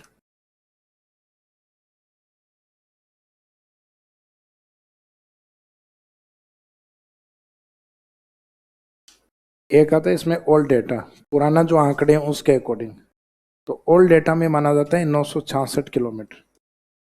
तो पुरानी बुक्स में क्वेश्चन प्रैक्टिस करोगे उसमें स्टेटमेंट दिए हुए हैं, चंबल राजस्थान की सबसे लंबी नदी। तो ये सही बात है, सबसे लंबी नदी है। दूसरा, इसकी लंबाई 966 किलोमीटर है, तो इस स्टेटमेंट को सही लिया हुआ है क्योंकि उस समय तक ये आंकड़े सही थे। अब सैटेलाइट सर्वे में इसके जो डेटा हैं वो कितने आ गए हैं, 1051। क्योंकि नदी की इतनी लंबाई में कुछ विकट मोड होते हैं जिनको मापना इम्पॉसिबल होता है, व्यक्तिगत सर्वे में पॉसिबल नहीं होता। सैटेलाइट सर्वे में तो मशीनरी सर्वे होता है, सैटेलाइट के द्वारा होता है। तो व्यक्तिगत में उसमें अप्रोक्सीमेट माप लिया जाता है कि लगभग इतने डिस्टेंस। तो 1000 किलोमीटर लंबी में 150 किलोमीटर डिस्टेंस का फर्क आना कोई बड़ी बात नहीं है। समस्या तो यह है कि राजस्थान में जो लंबाई का फर्क है वो ज्यादा है, तो उसमें डेटा लिखने में मैनुअल मिस्टेक ज्यादा हुई, क्योंकि 1051 किलोमीटर है। इस बार जो नया डेटा है उसमें राजस्थान में जो लेंथ बताई गई है 322 किलोमीटर, जबकि पुराने डेटा 966 के अकॉर्डिंग राजस्थान में जो बताई गई थी 135 किलोमीटर। और 135 किलोमीटर में 6 जिलों को क्रॉस करती, तो 6 डिस्ट्रिक्ट को सिर्फ 135 किलोमीटर में क्रॉस करना, ये गलत डेटा है। तो यहाँ कहीं ना कहीं मैनुअल मिस्टेक हुई है इनसे।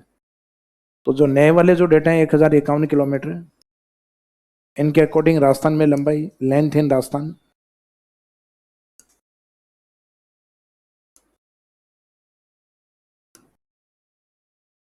322 किलोमीटर, 322 किलोमीटर। और पुराने वाले डेटा के अकॉर्डिंग इसमें भी लिखो राजस्थान में लंबाई, पुराने डेटा में 135 किलोमीटर। तो ऑथेंटिसिटी इस डेटा की, इसको राइट टिक कर देना ऊपर वाले को, ज्यादा इंपॉर्टेंट ये, यानी दोनों ही अगर ऑप्शन आते हैं तो फिर ये ठीक। और पुराने क्वेश्चन पेपर की तरह अगर स्टेटमेंट में दिया जाता है कि राजस्थान की सबसे लंबी नदी चंबल है जिसकी लंबाई 966 है, तो दोनों स्टेटमेंट को सही मानना है। इसका मीनिंग कहीं ना कहीं एग्जामिनर ने पुराने क्वेश्चन पेपर को उठा के क्वेश्चन दिया है। और कुछ एग्जामिनर ऐसे हैं जिनके पास पुराने वाली बुक्स हैं, जिनको लगता है भाई भूगोल में क्या ही बदल जाएगा, तो गहलोत जी ने बदल दिया पिछली बार तो बहुत कुछ।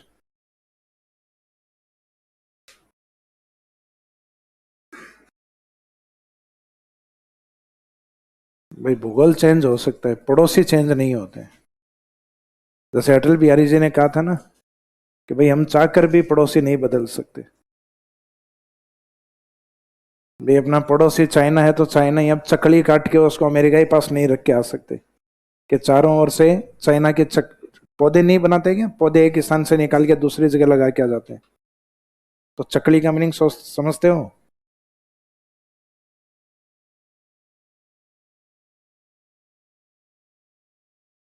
तो ये वाली इसकी जो लेंथ है, इसमें से अगर दोनों में से एक डेटा को चुनना हो, एग्जाम में ये भी दिया और ये भी, तो फिर ये सही है, नए वाला सही है। तो आजकल तो एग्जाम में देते ही है, एक दो बार पूछ भी लिया है इसको। अब ये 322 किलोमीटर जब राजस्थान में बहती है तो वो एरिया इसका क्या होता है, कैचमेंट एरिया। तो लंबाई के बाद नेक्स्ट पॉइंट लिखो कैचमेंट एरिया। तो कैचमेंट एरिया में तो एक तो जिला वो जहां से ये एंट्री करती है, चित्तौड़। चित्तौड़ यहाँ आके ब्रैकेट में लिख दो, राजस्थान में प्रवेश, एंट्री इन राजस्थान। और आगे वो लोकेशन भी लिख देना, 84 गढ़।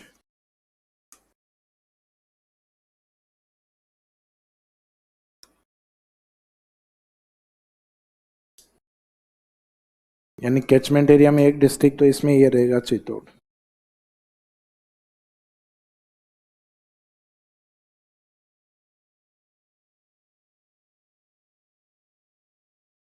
एंट्री इन राजस्थान, लोकेशन लिखना चाहो कि राजस्थान में प्रवेश किस स्थान से है,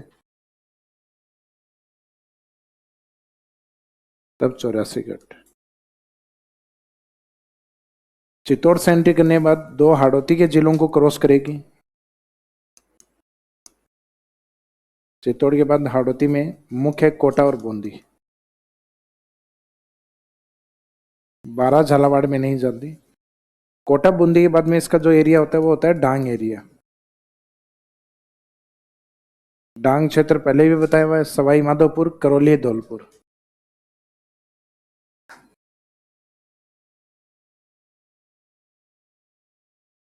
जिसको राजस्थान में मुख्यतः बीहड़ एरिया भी कहते हैं।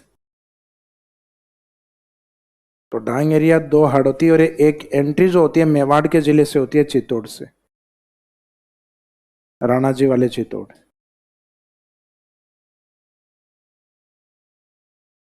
तो इसी में ही बना हुआ है चंबल पे राणा प्रताप सागर डैम। एमपी से आती है तो वहां पहले बना हुआ है एमपी की ओर गांधी सागर। राजस्थान में राणा जी के चित्तौड़ से एंट्री होती है, वहां राणा प्रताप। आगे बना हुआ है जवाहर सागर। तीनों व्यक्तिगत नेम है स्टार्टिंग में, यानी व्यक्तियों के नाम है गांधी, राणा, जवाहर। लास्ट में बना हुआ है कोटा बैराज।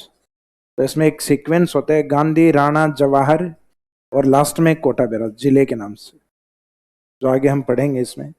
तो इसमें जो कैचमेंट एरिया वो ये डिस्ट्रिक्ट, एंट्री वाला चित्तौड़, फिर दो हाड़ौती, कोटा बूंदी, और आगे डांग एरिया, सवाई माधोपुर, करौली, धौलपुर।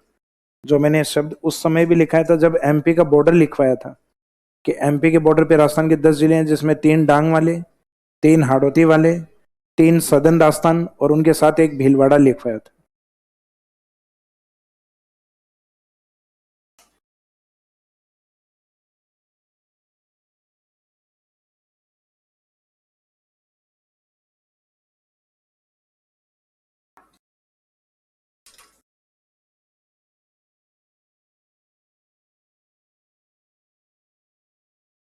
ये वाला पॉइंट इस साइड में जो एमपी वाला ये है जानापा हिल्स।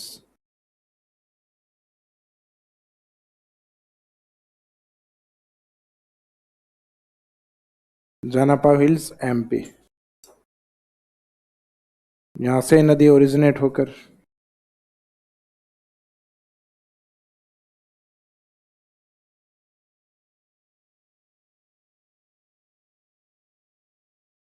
राजस्थान में एंट्री करती है। जो टूटा हुआ चित्तौड़ है वहां से फिर चित्तौड़ में चट्टानों के ऊपर से नीचे की ओर इसका पानी गिरता है, जहां वाटरफॉल बनता है। उसके बाद में कोटा बूंदी होते हुए ऑन बॉर्डर चलती है, फिर ज्यादा कभी एमपी कभी राजस्थान, फिर लास्ट में एमपी। एमपी से फिर जाती है यूपी। अब ये वाला इस साइड वाला जो पार्ट है वो इसका किससे कनेक्ट होगा? यमुना से कनेक्ट होगा। ये आता है यूपी में, यूपी के इटावा, ये इसका संगम होता है इटावा यूपी। अब राजस्थान में जहां से ये एंट्री करेगी वहां इस पे एक वाटरफॉल बनता है इस वाले पार्ट में।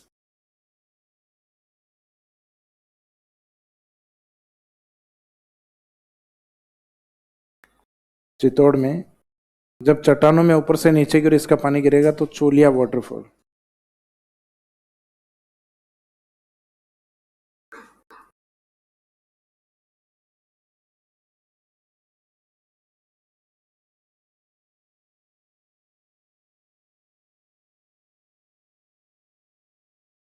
चोलिया वाटरफॉल, ध्यान से लिखना है इसको।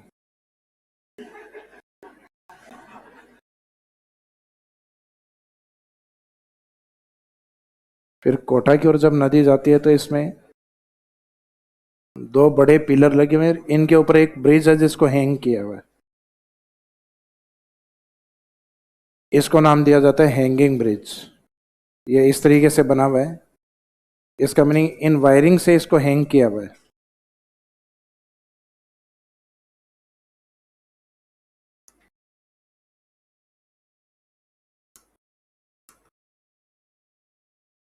तो राजस्थान में एकमात्र हैंगिंग ब्रिज है जो चंबल के ऊपर। एक दूसरा भी प्रपोज रखा है माही, माही पे बांसवाड़ा में बनाया जाएगा। तो राजस्थान का एकमात्र हैंगिंग ब्रिज किस नदी पर है? चंबल पर। अब एकमात्र है तो सबसे लंबा भी वही होगा। तो एक बच्चे ने कहा कि मैं दौड़ में प्रथम आया, कि कितने एक दौड़े, कि मैं अकेला ही दौड़ा था। कि क्यों दौड़ा? कि पीछे कुत्ता भाग रहा था। तो ये वाला जो आगे वाला जो एरिया है इसका, ये कटाव वाला है पहाड़ी क्षेत्र में अपर्दन के कारण ये आता है इसका डांग एरिया या बेहद क्षेत्र।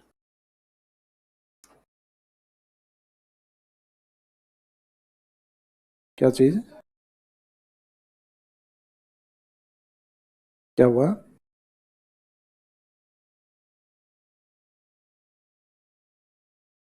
और लास्ट में ये एक बार एमपी की ओर एंट्री करती है, फिर यूपी की ओर जाती है। तो एमपी, राजस्थान, अगेन एमपी, और फाइनली यूपी। तो ये इसका कैचमेंट एरिया, जिसमें राजस्थान का सबसे ऊंचा वाटरफॉल ये है चूलिया। इंडिया का सबसे ऊंचा वाटरफॉल थोड़ी देर पहले बताया था कुंचिकल। और उससे पहले जो अपनी पुरानी बुक्स में मेंशन है वो है गांधी सागर, या जिसे गरसोपा भी कहा जाता है। ये डायग्राम बनाइए।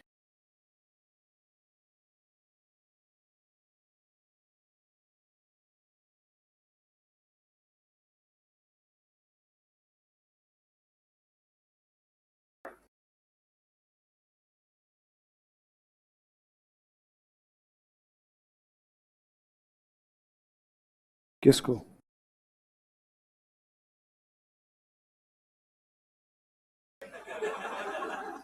यूसेफ में किसको काटेगी बता?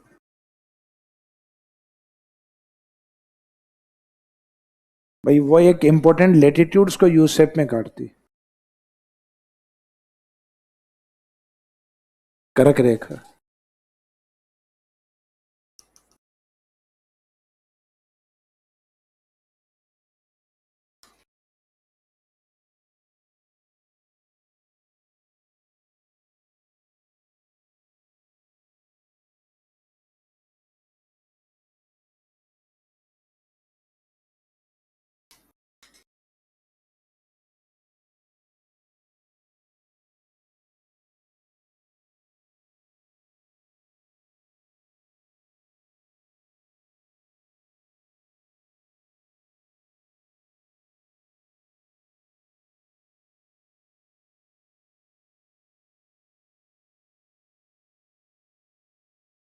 ये चित्तौड़ में एंट्री होने से जस्ट पहले जो पॉइंट है यहाँ पे वाटरफॉल बनने से पहले, वो 84 गढ़।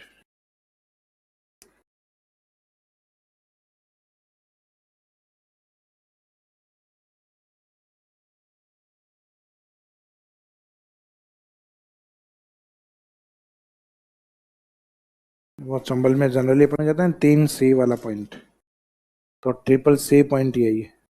जहाँ C चंबल होती है, C चित्तौड़ होता है, C 84 गढ़ होता है। माही में एंट्री पॉइंट क्या था? खांदू। गगर में एंट्री पॉइंट का नाम था तलवाड़ा, तलवाड़ा या टीबी तहसील। तो राजस्थान में 2-3 रिवर हैं जिनके एंट्री पॉइंट पूछे जाते हैं, या तो चंबल का, या फिर माही का, या फिर घग्गर का।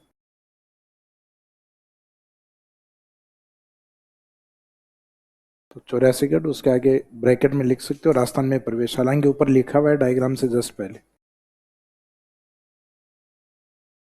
हाँ, झरना ही होता है। जलप्रपात का मीनिंग होता है वाटर का फॉल होना, नीचे गिरना, या पानी का, मारवाड़ी में गए, लोकल में गए, पानी का झरना। जैसे छत के ऊपर से पानी गिर रहा है तो अपन कहते हैं पानी झर रहा है, तो उसी को ही थोड़ा ज्योग्राफिकल टर्म्स में बोल देते हैं वाटरफॉल, जलप्रपात। तो क्या चीज? झरना भी बोल सकते हो। झरना थोड़ा अजीब लोकल शब्द हो जाता है झरना। और झरना सामान्य तो कोई भी पानी गिर रहा है वो झरना है। नदियां जो बनाती हैं जनरली वाटरफॉल ज्यादा यूज होता है। जैसे बारिश में पहाड़ों से ऊपर की ओर नीचे पानी गिर रहा है वो झरना ही होता है।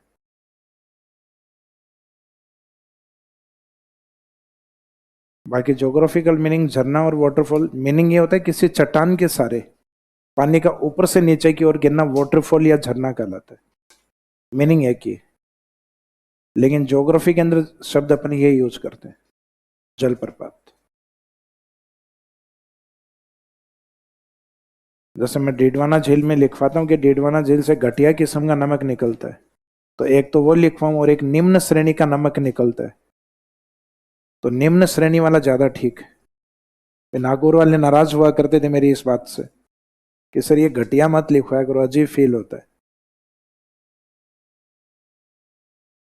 भाई एक मूवी आई थी ना, कौन सी थी ये, जिसमें अक्षय कुमार है, वो गॉड बनते हैं, और वो OMG सेकंड, ओ माई गॉड सेकंड। तो उसमें एक डायलॉग था कि बात वो बोलो जो लोगों को अच्छी लगे। भाई भले ही घुमा फिरा के कड़वी हो, लेकिन कहने का तरीका ठीक हो। यानी सामने वाले की बेइज्जती तो करो, ये तो छोड़ो मत, लेकिन इज्जत से।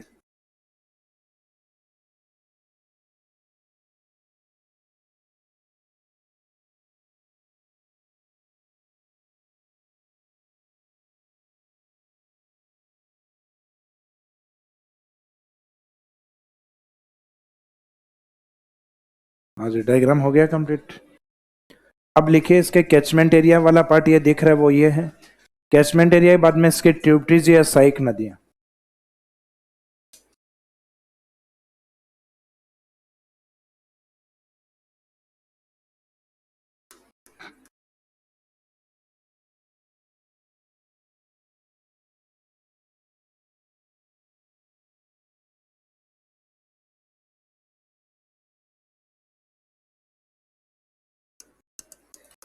अब इनमें वापस सहायक नदियां स्टार्ट हो गई हैं।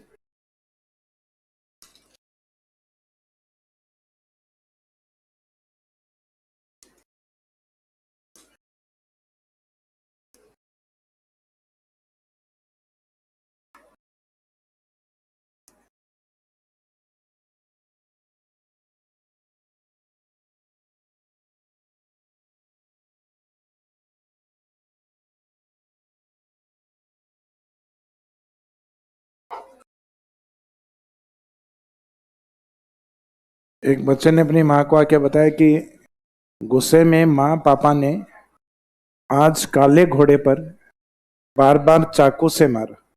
तो पूरा स्टेटमेंट याद रखना कि गुस्से में माँ पापा ने आज काले घोड़े पर बार बार चाकू से मारा। तो इसमें गलती से आपको 2-4-5 नदियां याद रह जाएं तो ठीक है, ट्रिक से याद नहीं हो सीधे नदियां रट लो। इससे यह है कि कई नदियां एक साथ याद हो सकती हैं। अब गुस्से में स्टार्टिंग वाला जो शब्द है, यानी इसका पहला शब्द बोलना नहीं है, सिर्फ देखना है, गुंजाली।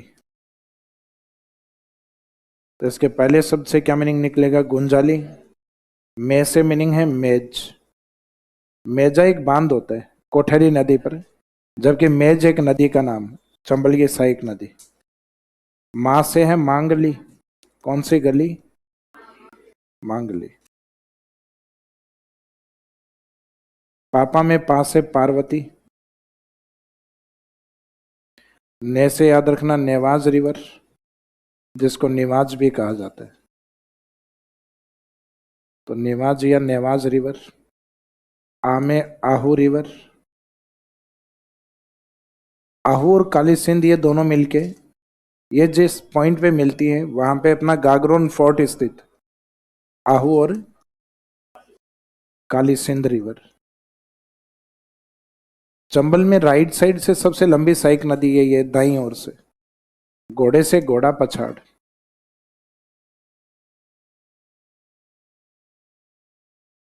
घोड़े से घोड़ा पछाड़। पर से आएगी परवन। बै में चंबल की सबसे लंबी सहायक नदी जो नंबर सेकंड पे हम स्टार्ट करेंगे, बनास। चित्तौड़ में एंट्री करते हैं इसमें बै से एक नदी मिलेगी जिसका नाम है ब्राह्मणी, जिसको बामणी भी कहते हैं। इसी नदी को शॉर्ट में बामनी भी कह देते हैं, बामनी ब्राह्मणी एक ही। चा से है चाकण। चाकण रिवर। कु से, उसे कुन्नू रिवर, या इसको कुन्नो रिवर भी कहा जाता है। कुन्नो से कुछ याद आया? कुन्नो नेशनल पार्क, अफ्रीका से जहां चीता सबसे पहली बार लाए गए, तो वो कुन्नो नेशनल पार्क एमपी वाले उसको क्रॉस करते हुए आती है राजस्थान में, और करौली में आके मिलती है चंबल में। इस कारण उस नेशनल पार्क के आधार पे इसका नाम क्या है? कुन्नो, जिसको ज्योग्राफिकल नेम अपन कई जगह कुन्नू भी यूज करते हैं। तो कुन्नू रिवर या कुन्नो रिवर एक ही, ये कुन्नो नेशनल पार्क इसी के नाम से ही है। मीनिंग है नदी पहले से है। नदी तो नेचुरल होती है भाई, हम समाप्त कर सकते हैं, बना नहीं सकते नदियों को। तो इसका मीनिंग है नदी का अस्तित्व है पहले से, उस नदी के नाम से उसका नाम क्या रखा गया है? Kunno national park.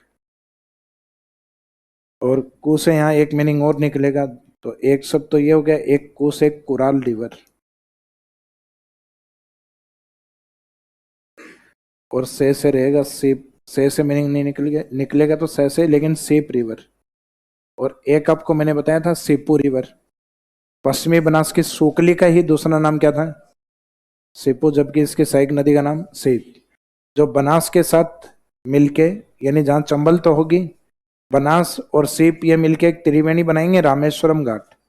वैसे सही शब्द रामेश्वर घाट है, लेकिन लिखने में अपने वाले रामेश्वरम घाट, तो ये तमिलनाडु वाली और रामेश्वरम की फील लेने की कोशिश करते हैं। वो एक मूवी भी आई थी उसकी, शाहरुख खान की, जिसमें वो अस्थि विसर्जन के लिए रामेश्वरम जाता है, दीपिका पादुकोण के साथ। कौन सी? चेन्नई एक्सप्रेस, हाँ। नाम याद नहीं रहते मेरे को, मैं क्या फिल्में बहुत ज्यादा देखता हूँ, तो लास्ट में मेरे गोलमाल हो जाता है।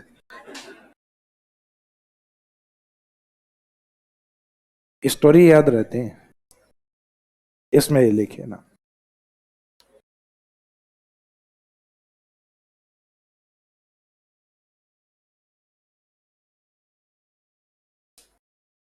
पहले तो ये प्रयास किया करता कि हर रात एक मूवी कंप्लीट करके सोया करता। अब जैसे जैसे उम्र बढ़ रही है, बस की बात नहीं है।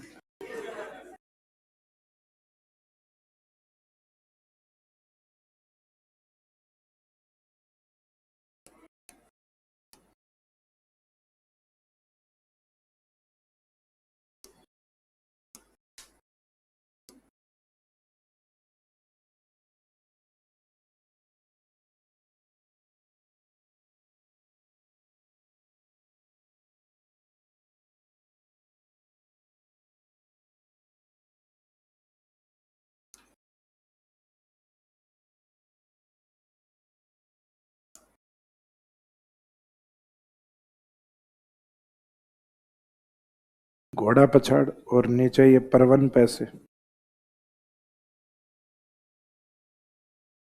वैसे पहला बनास है, सेकंड ब्राह्मणी नदी।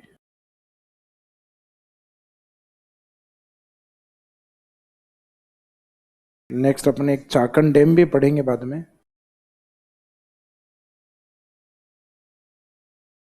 चाकन नदी पे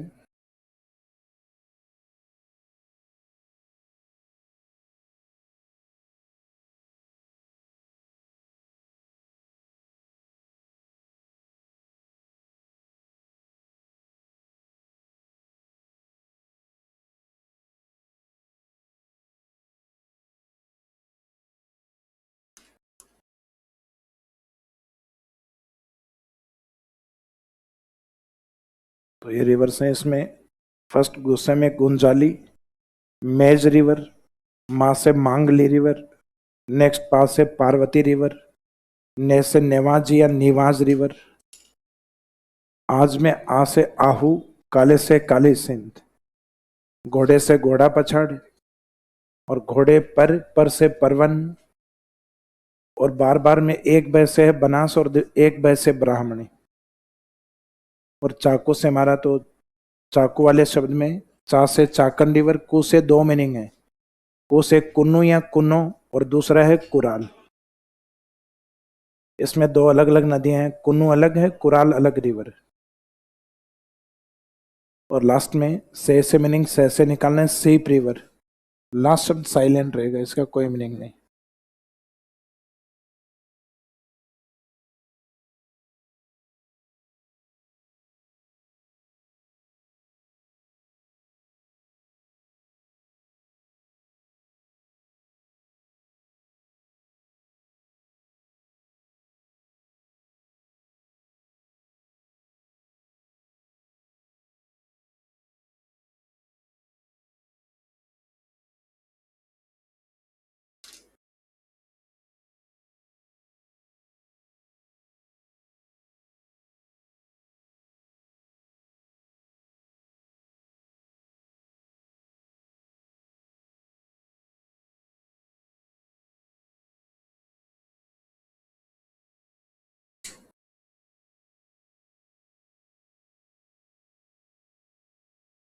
यहाँ से कंप्लीट हो गया। अब इनमें से कुछ मेन ट्यूबट्रीज हैं जो चंबल में कहाँ कहाँ पे मीटिंग करती हैं, मिलती हैं, तो उन पॉइंट्स का अपने को ध्यान होना चाहिए। जैसे राजस्थान की कुछ प्रमुख नदियां हैं जिसमें ट्यूबट्रीज को इंडिकेट करना है। लूणी नदी है, माही नदी है, चंबल नदी और एक बनास नदी, क्योंकि ये वो रिवर हैं जो मेंस एग्जाम में आती हैं आपके। अब इसमें चंबल को लेके जिसमें इनमें से इंपॉर्टेंट जो रिवर होंगे उनके मीटिंग पॉइंट देखेंगे। हालांकि इनमें से भी बहुत सारी नदियां हैं जो चंबल के लिए ट्यूबट्रीज नहीं होके सब ट्यूबट्रीज के रूप में भी हैं, यानी डायरेक्ट चंबल तक नहीं आने वाली। जैसे आप देखोगे राइट साइड में ज्यादातर नदियां काली सिंध के थ्रू आती हैं, तो राइट साइड में मेन इसके जो मेन ट्यूबट्री है वो कौन सी है, काली सिंध। और इसके इन सब ट्यूबट्रीज में सबसे इंपॉर्टेंट कौन सी है, बनास।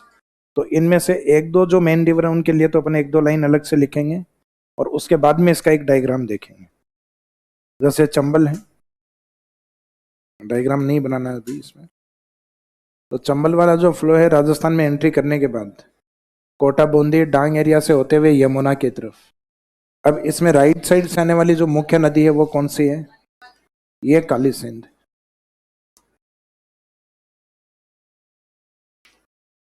काली सिंध में मीटिंग करने वाली यानी इसमें मिलने वाली एक मुख्य नदी आती है आहू रिवर।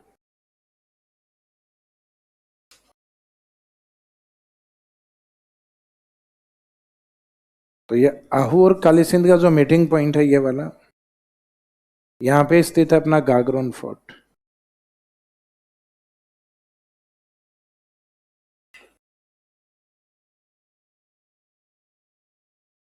और गागरोन कहा जाता है विंध्यन की चट्टानों पे बना हुआ है। ये ऐसा फोर्ट बना है जिसके नींव बनाने की जरूरत नहीं।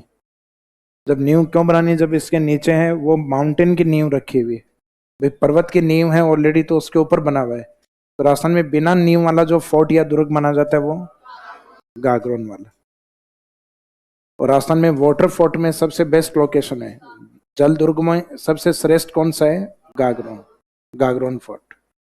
अब इसमें लेफ्ट साइड यहाँ राजसमंद से और लगभग 7 जिलों को क्रॉस करके और यहाँ सवाई माधोपुर में रामेश्वर घाट में जाके, जहां से एमपी से आने वाली एक नदी इसमें मिलती है सी।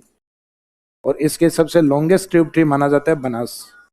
बनास जो कि इसके लेफ्ट में, तो बनास चंबल की सबसे लंबी सहायक नदी है। काली सिंध चंबल में दाईं ओर से सबसे लंबी सहायक नदी। तो इसमें एक कंडीशन है कि राइट साइड में इंपॉर्टेंट है, दाईं ओर से, जबकि जो बनास है वो बाईं ओर से। तो वह वाली है बनास। या सिंपल क्वेश्चन है कि चंबल की सबसे लंबी सहायक नदी, longest tributary of Chambal, Banas. Right side में आंसर चेंज हो जाएगा, काली सिंध। तो ये जो ट्रिब्यूटरीज आपने लिखे हैं, इन्हीं से रिलेवेंट एक दो पॉइंट हैं जो लिखे, नोट में लिखो। पहले Banas,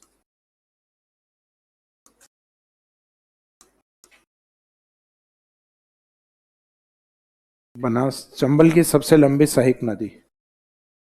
Banas is the longest tributary of Chambal. Banas is the longest tributary of Chambal. Banas Chambal की सबसे लंबी सहायक नदी।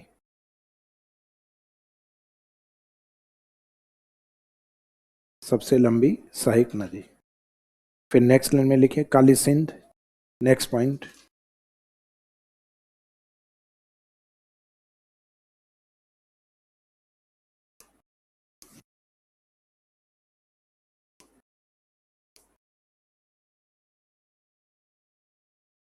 काली सिंध चंबल में दाईं ओर से सबसे लंबी सहायक नदी।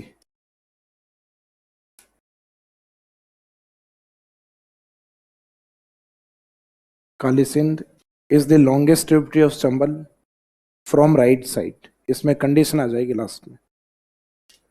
काली सिंध चंबल में दाईं ओर से यानी राइट साइड से, दाईं ओर से सबसे लंबी सहायक नदी।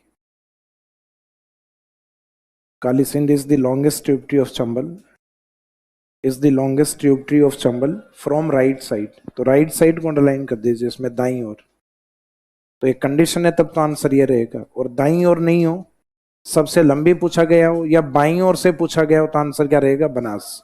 तो ये सबसे लॉन्गेस्ट ट्रिब्यूटरी इसके लेफ्ट में। तो डायग्राम बनाएंगे, उस डायग्राम में इंडिकेट भी करेंगे ये बनास जो लेफ्ट साइड में। अब इसमें काली सिंध और आहू नदी, इन दोनों का जो संगम है, राजस्थान में दो नदियां बहुत सारी जगह मिलती हैं, कोई खास इंपॉर्टेंस नहीं होता दो नदियों के, त्रिवेणी ज्यादा इंपॉर्टेंट होते हैं। लेकिन राजस्थान में ये एकमात्र ऐसा दो नदियों का संगम है जो सबसे फेमस है। और दो नदियों के संगम या दो कल्चर या संस्कृतियों के संगम को हम कहते हैं सामेला। जैसे अपने शादी ब्याह में भी होता है ना, लड़के वाले जब लड़के वालों के यहाँ बारात लेके पहुंचते हैं, तो जो सगे और संबंधियों का यानी दो परिवार या दो कल्चर का आपस में मिलाप होता है, वो सामेला होता है। मारवाड़ी में थोड़ा सामेला बोल देते हैं, वही क्या होता है, सामेला। तो सामेला का मीनिंग होता है काली सिंध और आहू नदी के संगम को या मीटिंग पॉइंट को, यानी कॉन्फ्लुएंस पॉइंट या meeting point of Kali Sindh and Aahu river is known as Samela. इन दोनों नदियों के संगम को सामेला कहा गया। बाकी राजस्थान में दो नदियों के संगम को कोई विशेष महत्व नहीं दिया गया, लेकिन इसमें यह शब्द इंडिकेट होता है सामेला। तो अभी जो दो पॉइंट आपने लिखे थे इसमें, बनास, काली सिंध, इन्हीं के साथ एक तीसरा पॉइंट लिखे, सामेला।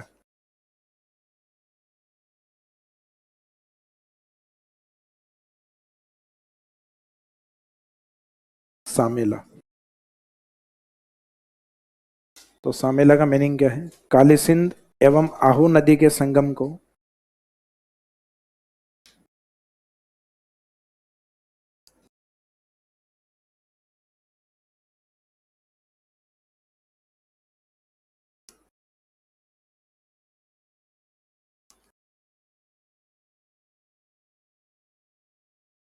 तो confluence of Kali Sindh and Aahu river या meeting point of Kali Sindh and Aahu river is known as सामेला।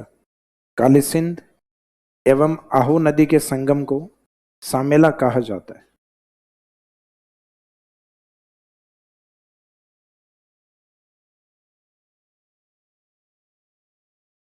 Rajasthan का सर्वश्रेष्ठ जल दुर्ग, ब्रैकेट में लिख देना गागरोन। राजस्थान का सर्वश्रेष्ठ जल दुर्ग, the best water fort of Rajasthan, bracket में Gagron, is situated along this confluence, Rajasthan का सर्वश्रेष्ठ जल दुर्ग इस संगम के किनारे स्थित। The best water fort of Rajasthan bracket में Gagron is situated along this confluence या अलोंग सामेला।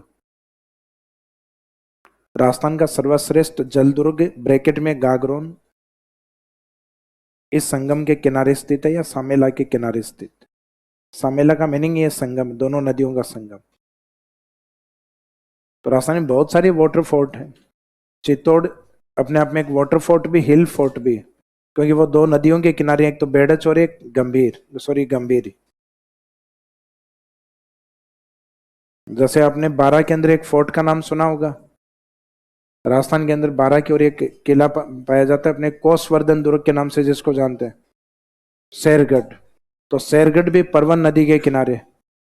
तो राजस्थान के बहुत सारे जो फोर्ट हैं जो अपने आप में हिल फोर्ट भी हैं, और दूसरा अपने आप में वाटर फोर्ट भी काउंट होते हैं, जल दुर्ग में भी काउंट होता है। कौन सा? शेरगढ़। शेरगढ़ नहीं, परवन के किनारे।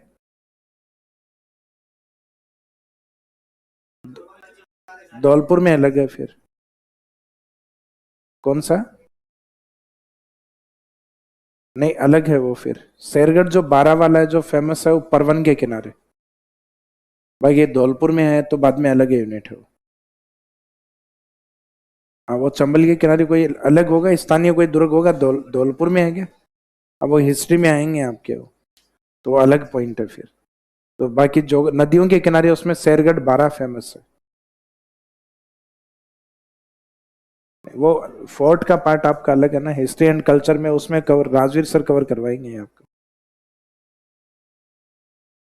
भाई मैं तो एग्जाम्पल बता रहा हूँ आपके, ऐसे कुछ फोर्ट है, तो उसमें गागरोन वाला भी एक पार्ट है। बाकी राजस्थान में फोर्ट अपने आप में टॉपिक ही अलग दिया हुआ है आपके।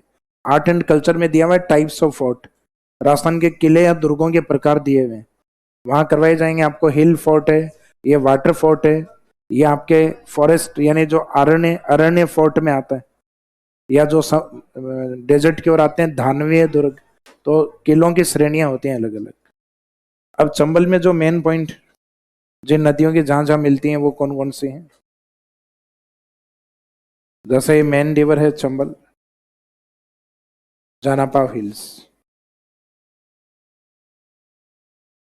यहाँ से राजस्थान में एंट्री करने के बाद कोटा बूंदी डांग वाले एरिया से होते हुए लास्ट में यमुना की तरफ।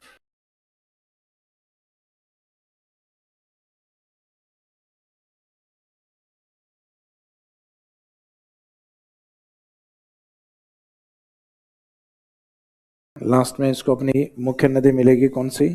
यमुना। तो ये वाला पार्ट यमुना। तो इस साइड में जो चंबल है, इस चंबल में राइट साइड से आने वाली मुख्य नदी कौन सी है?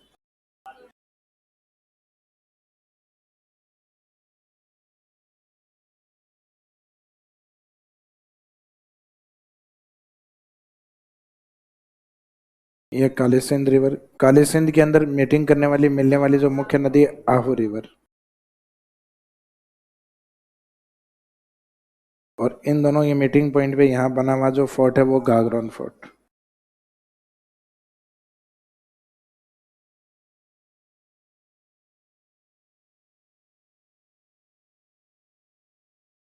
और इसी काली सिंध में इसके नॉर्थ की ओर से आके मिलने वाली एक नदी है जिसका नाम है परवन।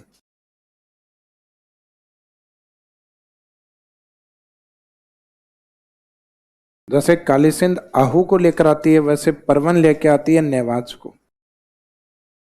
किसको लेकर आएगी? नेवाज, या जिसको निवाज रिवर भी कहते हैं, मीनिंग एक है, नेवाज या निवाज। तो ये वाली अपनी निवाज रिवर। अब इन सभी नदियों में अगर आप देखो तो मेन रिवर कौन है? काली सिंध। क्योंकि काली सिंध में नॉर्थ की ओर से तो आती है परवन, और सदन की ओर से आती है आहू। परवन में निवाज का मिलना झालावाड़ में, यानी ये जो मीटिंग पॉइंट है स्टार्टिंग में, ये इस साइड में झालावाड़। परवन में निवाज का मिलना और काली सिंध में आहू का मिलना झालावाड़ में। तो ये स्टार्टिंग के दोनों तरफ जो मीटिंग पॉइंट है वो आपके कौन से डिस्ट्रिक्ट में, झालावाड़। फिर परवन का काली सिंध में मिलना और काली सिंध का चंबल में मिलना, ये दोनों पॉइंट है कोटा में। इसका मीनिंग स्टार्टिंग में 4 नदियां अपने को याद होनी चाहिए। परवन में नए से मिलने वाली नेवाज, फिर काली सिंध, और काली सिंध वाली का नाम आहू। तो परवन में निवाज मिलेगी झालावाड़ में, काली सिंध में आहू मिलेगी झालावाड़ में, फिर परवन मिलेगी काली सिंध में कोटा में, और काली सिंध फाइनली मिलेगी चंबल में कोटा में। अब इस काली सिंध के ऊपर ईआरसीपी प्रोजेक्ट के तहत ईस्टर्न राजस्थान कैनाल प्रोजेक्ट बनाया जा रहा है। उसके तहत इसके ऊपर एक डैम बनाया जा रहा है। यहाँ पर ये जहां मीटिंग करती है तो उस स्थान को अपनी पुरानी बुक्स में तो वही लिखा हुआ है नानेरा। तो ये नानेरा नहीं नवनेरा है। तो ये नवनेरा डैम बनाया जा रहा है। नानेरा तो वो होते हैं नानी के जाते हैं, वो नानेरा होता है। तो ये मुख्यतः कोटा में चंबल नदी से मीटिंग करती है। कौन सी? काली सिंध। तो इसके राइट साइड से सबसे मेन नदी काली सिंध है ये। अब इस साइड में एक नदी और आती है, काली सिंध की तरह ही इंपॉर्टेंट नदी है। इस नदी का नाम है पार्वती नदी। अब जो ईआरसीपी प्रोजेक्ट है, जो राजस्थान में ईस्टर्न राजस्थान कैनाल प्रोजेक्ट है, उसी प्रोजेक्ट को एमपी की ओर इस नाम से जाना जाएगा, पार्वती काली सिंध परियोजना। इसका मीनिंग एमपी की ओर इस प्रोजेक्ट ईआरसीपी प्रोजेक्ट का जो पार्ट है उसमें इन 2 नदियों पर प्रमुख डैम बनेंगे। इस कारण उधर ही इसको नाम दिया गया। पूरी प्रोजेक्ट का नाम है ईस्टर्न राजस्थान कैनाल प्रोजेक्ट। तो ये तो अपने अकॉर्डिंग ईस्टर्न राजस्थान है, एमपी का तो ये नॉर्थ वेस्ट है, या एमपी का वो पार्ट है जहां उसकी प्रमुख नदी पार्वती और काली सिंध। इस कारण एमपी में इसको नाम दिया गया है पार्वती काली सिंध ईआरसीपी प्रोजेक्ट। तो ईआरसीपी वाला तो राजस्थान के लिए, और पार्वती काली सिंध प्रोजेक्ट है वो एमपी के लिए। ये आगे इरिगेशन में आएगा आपके। तो इसका संबंध, इस प्रोजेक्ट का संबंध कहीं ना कहीं नदियों से ही है, चंबल और उसके ट्रिब्यूटरीज से। तो ये पार्वती आके मिलेगी यहाँ सवाई माधोपुर। और इसी पार्वती के आगे एक मीटिंग पॉइंट होता है सीप रिवर का। और सीप नदी जहां मिलती है वहां एक इस साइड में अपने राजसमंद की ओर से चलती है बनास। चंबल की सबसे लंबी सहायक नदी खमनोर की पहाड़ियों से। तो वो नदी आके इसमें यहाँ इस पॉइंट पे मिलेगी। ये है इसका त्रिवेणी पॉइंट। रामेश्वर घाट है लेकिन रामेश्वरम लिखा है इसको। रामेश्वरम घाट सवाई माधोपुर।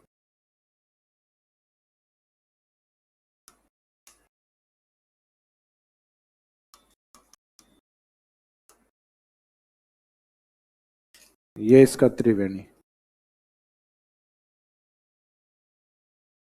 अब ये लास्ट वाला जो पॉइंट है इस साइड में एमपी की ओर से, इसमें आके करौली के आसपास में मिलती है। इस नदी का नाम है कुन्नू, या जिसको कुन्नो रिवर कहा जाता है।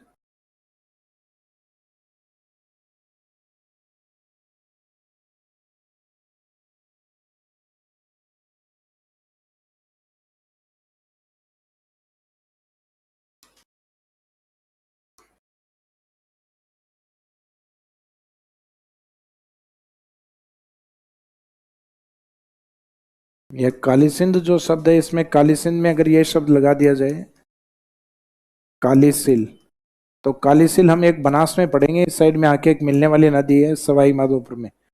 काली Sil part of Banas and Kali Sindh part of Chambal. तो इस चैप्टर के लास्ट में कुछ मिलते जुलते नाम है, इनको एक साथ लिखवाएंगे। तो ये वाला काली सिंध में मिलने वाली आहू, जिनके मीटिंग पॉइंट को हम क्या बोलते हैं? सामेला, जहाँ पे गागरोन फोर्ट स्थित है। तो एक तो ये काली सिंध और उससे जुड़ा हुआ ड्रेनेज सिस्टम, यानी मेन जो रिवर है इस साइड में, ये वाला पार्ट काली सिंध वाला पार्ट। और एक लेफ्ट साइड में जो मुख्य नदी दिखाई देती है बनास। और जैसे ये चित्तौड़ में एंट्री करती है, इसका वेलकम करती है ब्राह्मणी। चित्तौड़ में एंट्री करते हैं, इसको कौन मिलती है? ब्राह्मणी या ब्राह्मणी नदी, जो चित्तौड़ से चित्तौड़ तक रहती है। सी का मीनिंग यहाँ चित्तौड़, और यहाँ सी का मीनिंग क्या है? चित्तौड़। जैसे कुछ नदियां हैं जिसमें उस जिले से ही निकलकर उस जिले में नदियां मिलती हैं।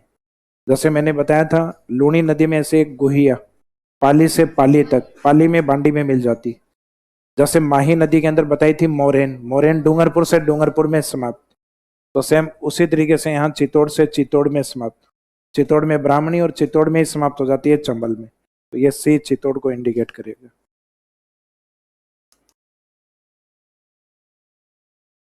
ये डायग्राम बनाइए। बाकी नदियां बूंदी के आसपास एक साथ इकट्ठी, घोड़ा पछाड़, मेज, गुंजाली, मांगली, ये नदियां एक साथ मिलती है, बूंदी के आसपास की नदियां।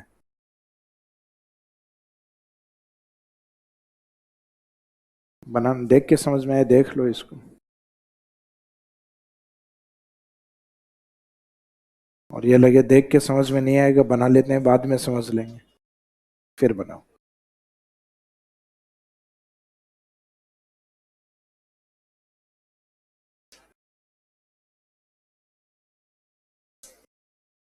ये रिपीट वापस नहीं होगा क्योंकि इसकी विशेषताएं। ऑनलाइन है क्या? अच्छा, जाओ जी लो अपनी जिंदगी आप लोग।